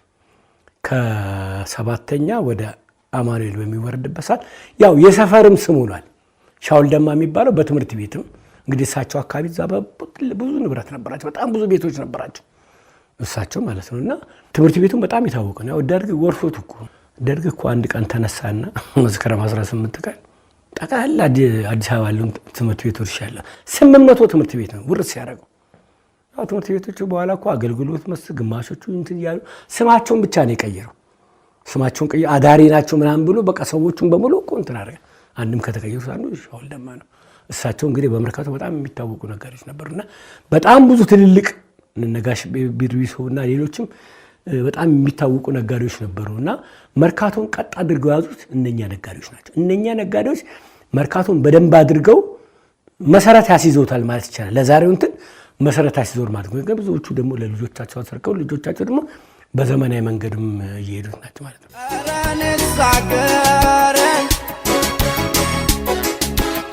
መርካቶ ሰፈሬ በነገራችን ላይ መርካቶ የሚባል ነገር አለ እንዴ? መርካቶ እኮ የተራዎች ስብስብ ነው። ተራዎች ህብረት ፈጥረው የምታውቋቸው ከ220 በላይ ተራ አለ። እነኛ ህብረት ፈጥረው ያቋቋሙት አብረን በጋራ ለመኖር አንዱ ከሌላው ጭድ ሊገዛ የመጣው ሰውዬ ጣሳ ገዝቶ የሚሄድበት ማለት ነው። አንድ ነገር ሊገዛ መጥቶ የመጣው ሰውዬ አንድ ነገር ገዝቶ የሚሄድበት ማለት ነው። እነኛ ህብረት ባንዲራ ያስፈልጋቸዋል። እነኚህ ጥምረት ሆኖ ነው መርካቶ የሚባለውን ትልቁን ሰውዬ እዛ ጋር ያቆሙት ማለት ነው። በዚህ መንገድ ነው እንትን የሚያደርጉት። በነገራችን ላይ መርካቶ እኮ ታጥቋል። ታዲያስ ታጥቋል። በደንብ አድርጎ ነው የታጠቀው መርካቶ። ነገር ፍለጋ የሚመጣ መርካቶን ሊያጠቃ የሚመጣ መርካቶ ላይ ችግር ሊፈጥር የሚመጣ ሰው ውርድ ከራሴ። ቦምብ ተራ የሚባል ነገር እንዳለ ታውቃላችሁ መርካቶ? እና ቦምብ ተራ ለምን እንደተባለ ታውቃላችሁ? እሺ ለዚህ የሚባለውን ነገር ነው። ቦምብ ተራ ሌላ ነገር ሊኖር ይችላል፣ ግን መርካቶ ቦምብ አለው። ምንም ደብቃችሁ ነገር የለም። ሚሊተሪ ተራ የሚባል እንዳለ ታውቃላችሁ አይደል? ታዲያስ መርካቶ ሚሊተሪ ያለው ቦምብ አለው እና አልታጠቀም። ታዲያስ መርካቶን እኮ በፍቅር ነው መያዝ የሚቻለው። በዚህ መንገድ ነው እንትን ያደረገውና እነኛ ተራዎች ናቸው መርካቶን ያቋቋሙት። በጣም እንግዲህ ከ200 በላይ ተራ አለ። ብዙ ተራዎች አሉ። አሁን በጣም ከሚታወቁት ተራዎች ደግሞ ምን አለሽ ተራ በጣም ዝነኛ ነው። በስሙ ራሱ ምን አለሽ ተራ ምንም ነገር የለም። ያው ስሙ ወጣ የሚባለው እንግዲህ ያው በደርግ ጊዜ ህብረት ሱቅ ነው። ምንም ነገር የሚገኘው ህብረት ሱቅ ነው። በራሽን ነው። ራሽን ደግሞ ብዙ ነገር ደርግ እንትን የሚያደርግበት መሰረተ ትምህርት ያልተማረ የሚያምጥ ሰው በደርግ ላይ ምናምን ይቀማል። በሆነ ነገር ስብሰባ ውይይት ያልመጣ ማለት ነው። ታዲያስ ውይይት እኮ በደንብ ነው ያን የሚደረገው። ሌኒን ልደቱ እንደሚከበር ታውቃላችሁ? ኢትዮጵያ ውስጥ የሌኒን ልደት እኮ በህዝባዊ ስብሰባ እኮ ይከበራል። ሌኒን ታዲያስ አቶ ሌኒን እንዴ ሐውልት ቆሞለታል። ልደቱ ተከብሮ በስብሰባ እንደ ራሴ ሰራተኛ እያለ ዛሬ ሌኒን ልደት ነው እያለ ጥያቄ እጅ እያወጣን ጥያቄ የምጠይቅበት ሌኒን እንዴት ነው ሳፍ ለምን አልተነገረንም ብለን እኮ እንጨቃጨቃለን። እና እንዳልኳችሁ ራሽን ካርድ የሌኒን የልደት ቀን አልመጣም ተብሎ እኮ ራሽን ካርዱ ይያዝ ነበር። እና በእንዲህ አይነት መንገድ ነበር እንትን የሚባለው። እና ያኔ ራሽን ካርድ ቀበሌ እቃ መጣ ይባል ምን መጣ ይባልና ከዛ ያወጣና ያው ወንዶቹ ስራ ናቸው፣ ብዙዎቹ ሴት ደግሞ ቤት መቤት ናቸው። እንዳሁን የሴት መብት ተከብሮ ምናምን ነገር ምናምን ራሷን ችላ ትሰራ ምንም የሚባል ነገር የለም። ቤት ቁጭ ትላለች፣ በቃ ቤት ቁጭ ትላለች። እና ሴቶቹ ናቸው ወደ ቀበሌ ሄዳሉ፣ ራሽናቸውን ይሄዳሉ። አንድ ነገር ሲመጣ ያወጣሉ የሚጠበቅላልና መርካቶን ወስዶ የሚሸጡት። እና በዛ ሲያልፉ ምን አለሽ ምናምን ያሉ እዛ ጋር እቃ የሚገዙት ያለኝ ምን አለሽ ተራ በእንዲህ አይነት ነገር ነው። ግን ምን አለሽ ተራ ምንም የሌለ ነገር የለም። ምን አለሽ ተራ በጣም ብዙ ነገር አለ። በቃ የወዳደቀ ጫማ ምናምን ሁሉ ነገር አለ። በተለይ ኤሌክትሮኒክስ የማይገኙ ነገር የለም። እስከ መጨረሻው እስከ ታይ ድረስ ይገኛል። ካልሲ ራሱ የተቀደደ ካልሲ እኮ አለ። የተቀደደ ካልሲ ይሸጣል። ምን አለ ይስተራ እንደውም አንዳንዴ ካልሱ አንዱ ተቀዷል እኮ ሲል በኩርኩም ሰፍታ አታረጅም። እዚህ እኛ የምናቀርብልህ አንድ ሰው ነው የነገረኝ እንደዚህ። እና ምግብ ራሱ እዛ አካባቢ ምግብ ተመላሽ ምግቦች አሉ። በጉርሻ ነው የስሙን ያለ ትልቁ የስሙን በጣም ትልቅ እጅ ያለው ነው የሚያቆርሱ እና የእናት ጉርሻ ይባላል። የእንጀራ ጉርሻ አለ። የእንጀራ አባት ጉርሻ ይባላል። ብቻ ዋጋ አለው ከ10 ሳንቲ ጀምሮ 15 ሳንቲ 25 ሳንቲ በቃ ጉርሻው ትልቅ ይሄ እናት ጉርሻ የሚባለው አንዴ ይጎርሳል። በመስኮት ነው ያሰውዬ መጥቶ የሚያጎርስ። አነሰኝ ብሎ ሲመጣ አንድ ቡጢ ደግሞ ይቀምሳል። ተመጥኖ ነው የሚሰጠው ማለት ነው። እና ምን አለሽ ተራ ኤሌክትሮኒክስ ቃት በሉ ምን በሉ አንድ ነገር ማንም ሰው ሁሉን ነገር ምን አለሽ ተራ ሄዶ ይገዛል። ከተራዎች ሁሉ በጣም ግብይት ያለበት ምን አለሽ ተራ ነው። ሁሉ ነገር እዛ አለች። ኤሌክትሮኒክስ በል ቴፕ በል ምን በል ሁሉ ነገር እንደ አቅም ሄደ መገዛው ምን አለሽ ተራ ነው። ሁሉ ነገር ደግሞ የሚያስተናግደን በጣም ትልልቅ ተራው በነገራችን ተራዎች ራሳቸው የእግር ኳስ ቡድን ነበራቸው። አሁን አላቅም እንዴት እንደሆነ እንጂ እያንዳንዱ ተራ እንጨት ተራ፣ ጣሳ ተራ ራሱ የእግር ኳስ ቡድን ነበራቸው እነሱ ማለት ነውና እነኛ እንግዲህ እንዳልኳችሁ እነኚህ ተራዎች ገንብተው ነው መርካቶ የሚል ስም እንዲሰጡ ያደረጉት ማለት ነው። በነገራችን ላይ መላኩ አሻግሬ እኮ ቲያትር ያሳዩ ነበር። መላኩ አሻግሬ እኮ በጣም የሚያስገርም ሰው እኮ ነው። ቲያትርን አዳራሽ አይጠብቃትም እሱ ቲያትርን እንግዲህ ሰው ላይመቸው ይችላል አዳራሽ ሄዶ ምናምን ነገር እና እዚያ ስለምዶ ነው አዳራሽ የሚያመጣው። አንዴ ግን ተያዘ መርካቶ ቲያትር ሲያሳይ ጥግ ቦታ ላይ ሰዎች ተሰብስበው ያው የሚከፍሉትን ከፍሎ ገመድ አለ እዛ ጋር ቲያትር ያሳያል። ግን ትንሽ ወደ መንግስቱ ነው ይወስዳል ነገሩ ተብሎ ተያዘ። ግን ያው ምንም አድርገው እንትን አደረጉት። ኧረ ጭቅጭቅ ተነስቶ ነውና ቲያትርም ይታያል መርካቶ። ቅድም ካልኳቸው ከሲኒማ ራስ ውጭ እነ መላኩ አሻግሬ ሰውን እንትን አድርገው ሆቴል ውስጥም ያሳዩ ነበር። መርካቶ ባሉ ሆቴል ውስጥም ያሳዩ ነበር። ግን ያው መላኩ አሻግሬ መንገድ ላይ ሜዳ ላይ ያሳይቷል እኮ እሱ እኮ ዛፍ ስር ጥላ ስር እኮ ቲያትር ያሳየ ሰው እኮ ነው። ቲያትርን ኢትዮጵያ ሰው እንዲወድ ያደረገው እኮ ትልቅ እኮ አርቲስት ነው መላኩ አሻግሬ ማለት ነው። በጣም በዚህ በጣም ሊደነቅ የሚገባው ነው። ሙዚቀኞች እኮ አሉ መርካቶ ታደስ እነ አብዱኪያር እነ ጎሳዬ እነ ታደለ ሌሎችም እኮ አሉ መርካቶ አካባቢ ብዙ ከዛ ያወጡ መርካቶ ታደስ አብዱኪያር መርካቶ ሰፈር ብሏል እኮ ሁሉን ነገር እኮ ገልጾታል። እዛ መርካቶ ሳታበላ ሳታጠጣ ሳታበላ አቅፋ የምትደግፈው መርካቶ ነው። ታዋቂው የሬጌ ድምፃዊ የኢትዮጵያ ወዳጅ ቦብ ማርሌ በገነነ ሊብሮ ዝግጅት የተዳሰሰ ነበር። እርሱን አዳምጡ። ስለ ቦብ ማርሌ ስለ ጃማይካዎች ብናወራ ጥሩ ነው። ቦብ ማርሌ እንግዲህ መጀመሪያ እኮ እኛ እነሱ ታውቆ በቀዳማዊ ኃይለ ሥላሴ ነው። እንግዲህ እሳቸውም ለትልቅ እንትን አላቸው እንደ አምላክ ነው የሚያዋቸው እኮ እነሱ ጃማይካዎች። ለመጀመሪያ ጊዜ እንግዲህ እሳቸው እዛ ጃማይካ በሄዱ ጊዜ ኃይለኛ ዝናብ ዘንቦ ያቅም እኮ ዝናብ ዘነበ። ትልቅ ሰው ትልቅ በቃ መሪ ናቸው። አውሮፕላን ውስጥ 45 ደቂቃ የተቀመጡት ህዝቡ እንዴት ቤት ይውጡ በቃ ህዝቡ በቃ ሰገነቱ ላይ በጣም ብዙ ሰው እንደ ንብ ሰፍሮ ሰገነቱም ራሱ ተደረመሰ ወደቀ 45 ደቂቃ። ያው እሳቸው እንግዲህ ያው እዛ አውሮፕላን ውስጥ 45 ደቂቃ ቆዩ ያላልኳችሁ ወጡ። ከዚሁ ጋር ተገናኙ ከመሪያቸው ጋር ተገናኙ። በጣም ደስ የሚል ነው እና ለኢትዮጵያ ትልቅ ፍቅር አላቸው እና መኖር ትችላላችሁ ኢትዮጵያ ውስጥ መኖር ትችላላችሁ። የመጀመሪያዎቹ ጃማይካዎች በ1960ዎቹ አጋማሽ አካባቢ ነው የመጡት። 66 65 ምናምን አካባቢ ነው የመጡት። ሻሸመኔ የተገኘ እዛ መጥተው ሰፈሩ። እነ ዴዝማን እና እነ ዳካ ሌሎችም ጃማይካዎች መጥተው በቃ እዛው ሰፈሩ እና ከህዝቡ ጋር መገናኘት አለባቸው። ከከተማው በጣም ራቅ ብሎ 5 ኪሎ ሜትር 4 ኪሎ ሜትር ነው ሩቅ አማሲኖች ያሉበት ሰፈር ነው ያሉት ማለት ነው። እና ከህዝቡ ጋር መገናኘት ስላለባቸው በምን ይገናኙ? ድሮ እኮ የመኖች በጣም ብዙ የመኖች ኢትዮጵያ ውስጥ ይኖሩ ነበር እና እነኛ የመኖች ከሰው ጋር መገናኘት አልቻሉም ነበር። በኋላ ሻይ ቤት ከፈቱ። ፓስቲ በቃ ሰው እየገባን ፓስቲ ይልጠዋል። በቃ ፓስቲ ሱሰኛ ሆነ ሰው ማለት ነው። አያችሁ በዚህ መንገድ ተገናኙ ማለት ነው። እና ፓስቲ ያስለመዱ እንግዲህ ፓስቲ እኮ እስካሁን ኢትዮጵያ ውስጥ ተወዳጅነትን አልፋ የሻይ ቤት ስራ የጀመሩት እነሱ ናቸው። ሻሸመኔ ምን ሳላ ሻይ ቤት ይባላል። አቤት ፓስቲ እንግዲህ እነሱ እዛ ጃማይካዎች ከመጡ በኋላ በምን ይገናኙ? ኳስ ግጥሚያ ተደረገ። ጃማይካዎች ቡድን አላቸው ተባለ። አላቸው ገሞራ የሚባል በጣም አሪፍ ቡድን ነበር ሻሸመኔ። በጣም በቃ የነቀነቀ እነ ሙክታር እነ ጣሰው እነ አለማየሁ ታምሬ በቃ እነ አዲስ የዘነበ እነ ተሾመ በቃ እነሱ ሁሉ በጣም አሪፍ ቡድን ነበረ። ማን ሐዋሳ እየሄደ ነበር። ጃማይካዎች ቡድን አላቸው ተባለ። በቃ ከተማው ተነገረ። ከተማው ሰው ሁሉ መጣ ግልብጥ ብሎ ላይ ገሞራ እኮ ማንም ያሸንፈው አይደለም ሜዳው ላይ 7-0 ጃማይካዎች። አላን ኮል የሚባል ኃይለኛ ተጫዋች ቀይ ረጅም ነው።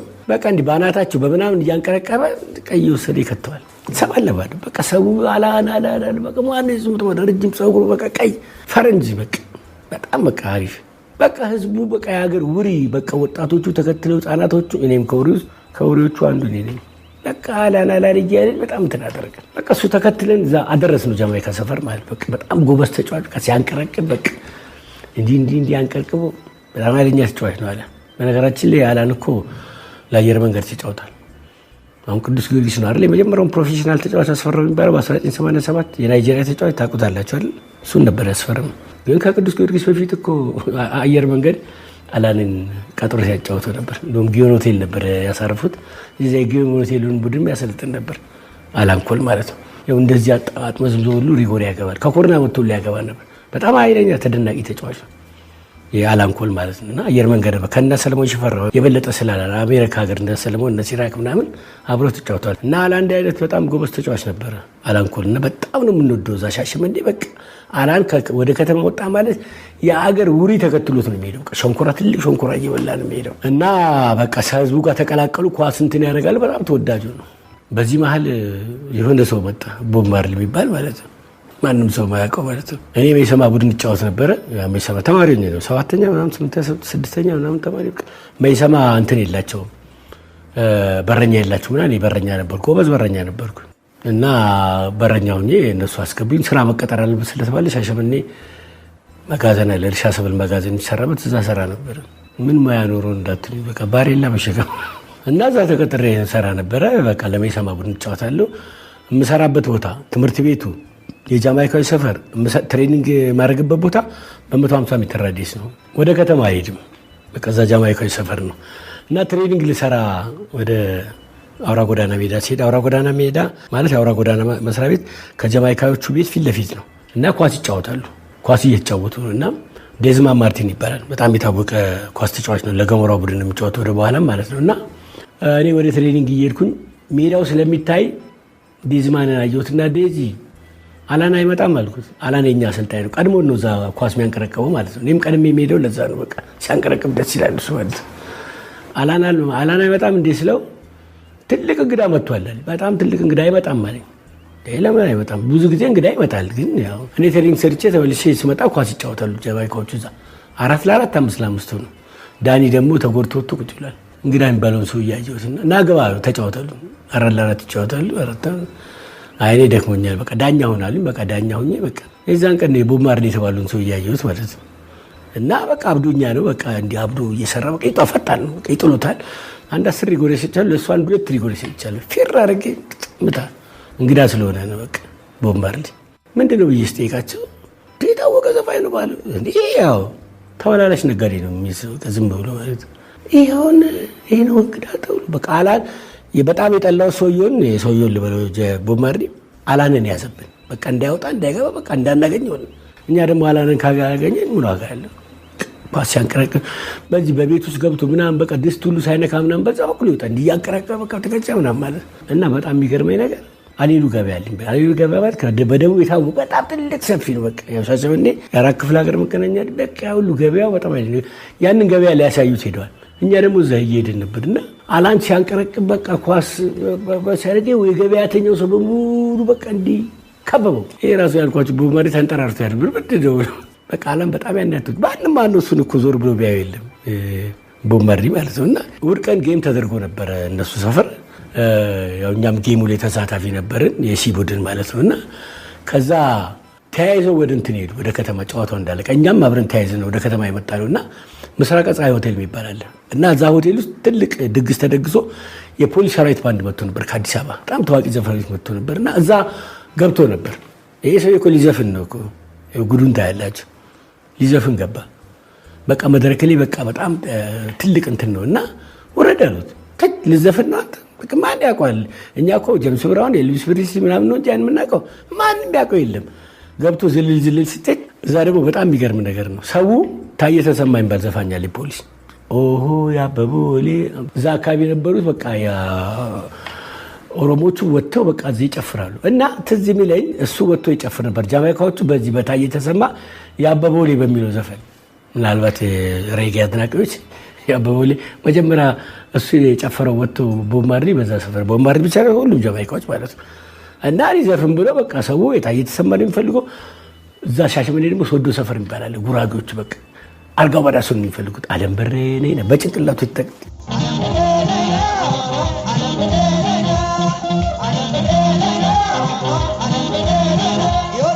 ይሄ ቦብ ማርሊ በቃ ማንም አያስፈልግም ወረድ ምናምን ተባለ። በዓለም ትልቁ ዘፋኝ ነው ተብሎ እኛ ምንም ሊገባን አልቻለም። እኔ ራሱ የጠላሁት በቃ አላንን ስለሚይዝብን ነው ማለት ነው። በዚህ የተነሳ ነው እንትን ያደርጉ እዛ ዳኒ ቤት ዳኒ በጣም ከተማ ውስጥ በጣም ነው የሚወደው ዳኒ በጣም እሱ ቤት 2 ፎቶ አይቼ ነበር።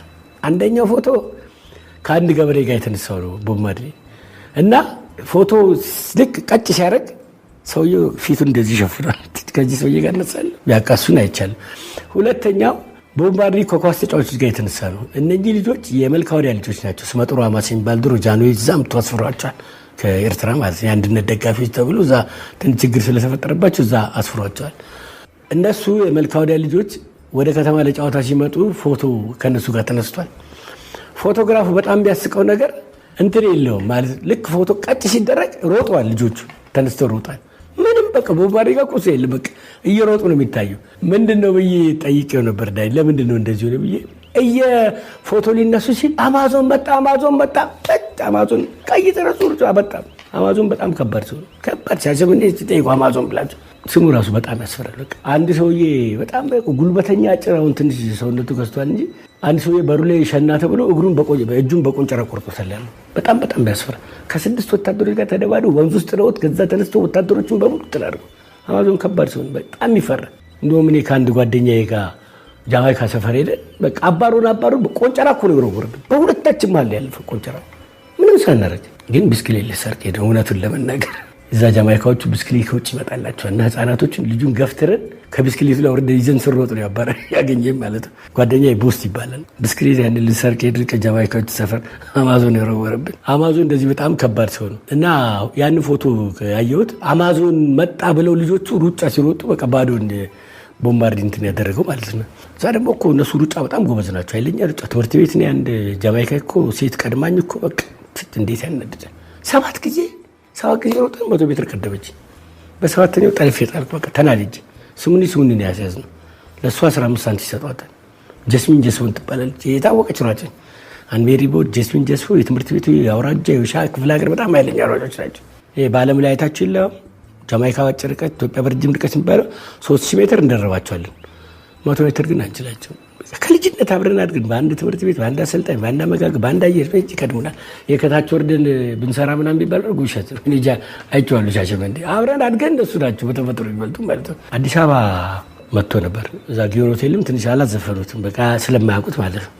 እዚህ ከመምጣቱ በፊት ዙምባቤ ሄዶ ነበር። እዛ ዙምባቤ ልዑል ቻድረስ የእንግሊዙ ልዑል ቻድረስ መጥቶ ነበርና በቃ ልዑሉን እኮ ዞር የቦብ ማርሊ አውሮፕላን ሲመጣ ሀገሩ ተደበላለቀ። በቃ ኤርፖርት ምናምን ሰው የረሱ ልዑሉን በጣም ቦብ ማርሊ በቃ ስቴዲየም ሙሉ ውጪ በጣም ብዙ ሰው ያ ሰው ያንን ፊልም እዛ ከሄደ በኋላ ዳኒ በፕሮጀክተር አሳይቶኛል። ለኛ ለውሪዎች ማለት ነው። ይሄ ሲመጣ ሰው ነው እንደዚህ ታወቀ ዘፋኝ ነው በቃ ናበለው።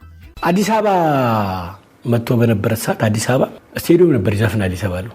ይሄን ነገር ዳኒ ነው። ሲመጣ ዳኒ ቤት ነው ያረፈው። እሱ ዳኒ የነገረኝ እሱ የመጣው መሬቱን ለማስመለስ ነው። ደርግ መሬት ላራሹ ብሎ ሲወርስ ጃንሆይ 5 ጋሻ ነበር የሰጧቸው። ፊታውራሪ ዙላ የእሳቸው መሬት ነው። እሳቸው ታወቁ ሀብታም ናቸው። ከእሳቸው መሬት ነው ጃንሆይ ወንዶ ሰጧቸው ለእሳቸው። የኛውን ለጃማይካ 5 ጋሻ መሬት ነው። መሬት ላራሹ ብሎ ወረሰባቸው። አንድም ያንን ለማስመለስ፣ ሁለተኛ እዚህ እንዲዘፍን ይፈልጋሉ።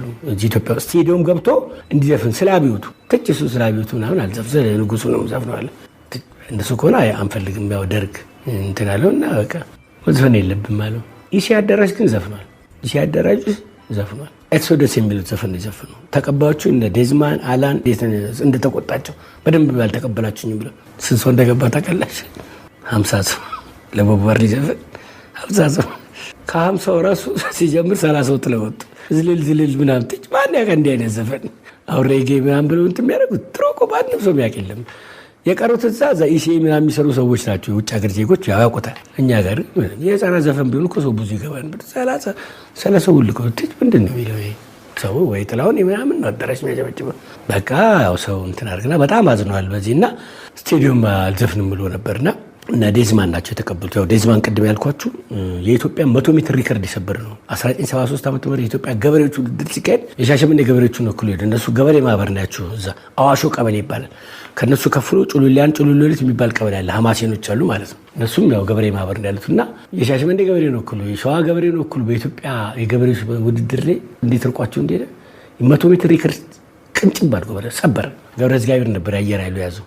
እንደውም ሰዓቷን በትክክል አጻፋትም የሪከርድ ትሆናለች። በደንብ አልያዟት ላጥ ብሎ ገባ።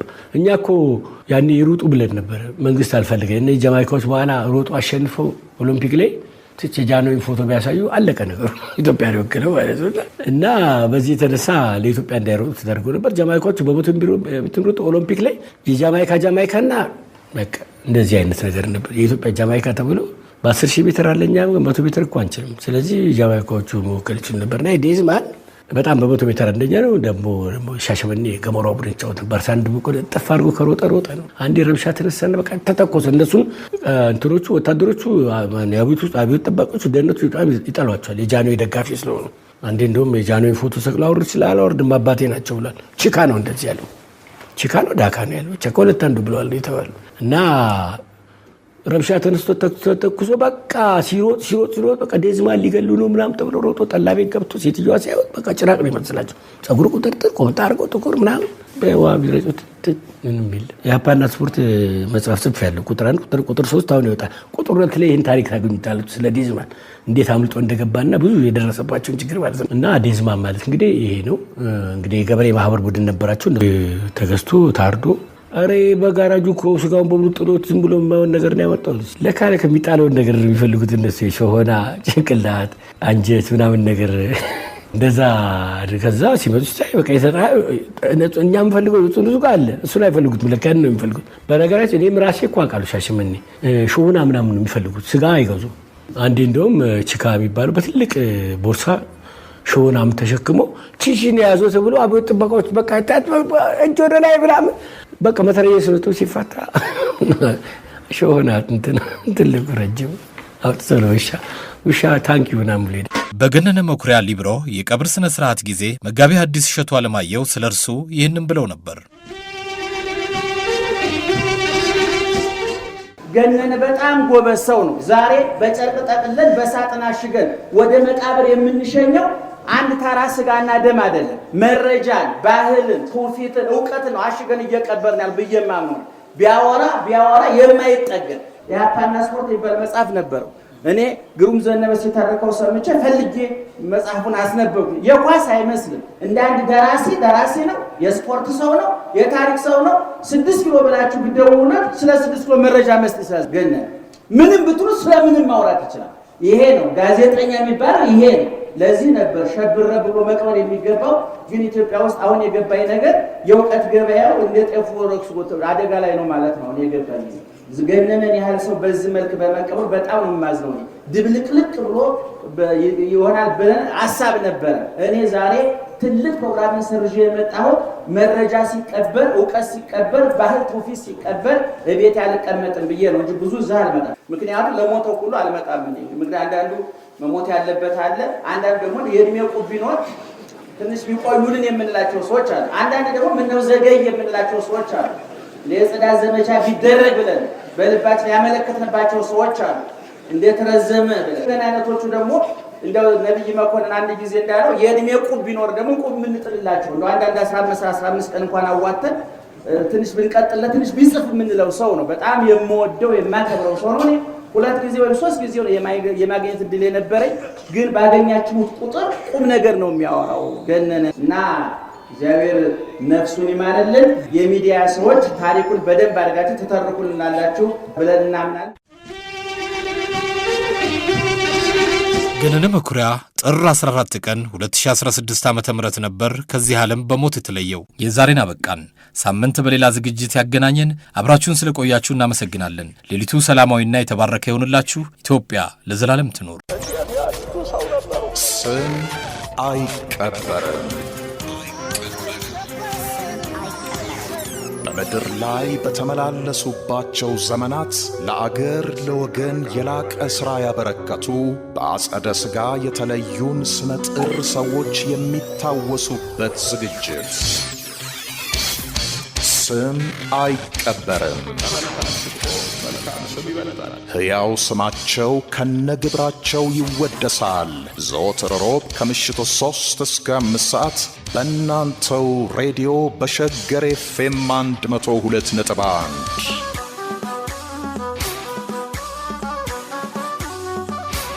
አዘጋጅና አቅራቢ ወንድሙ ኃይሎ። ስም አይቀበርም። ከመልካም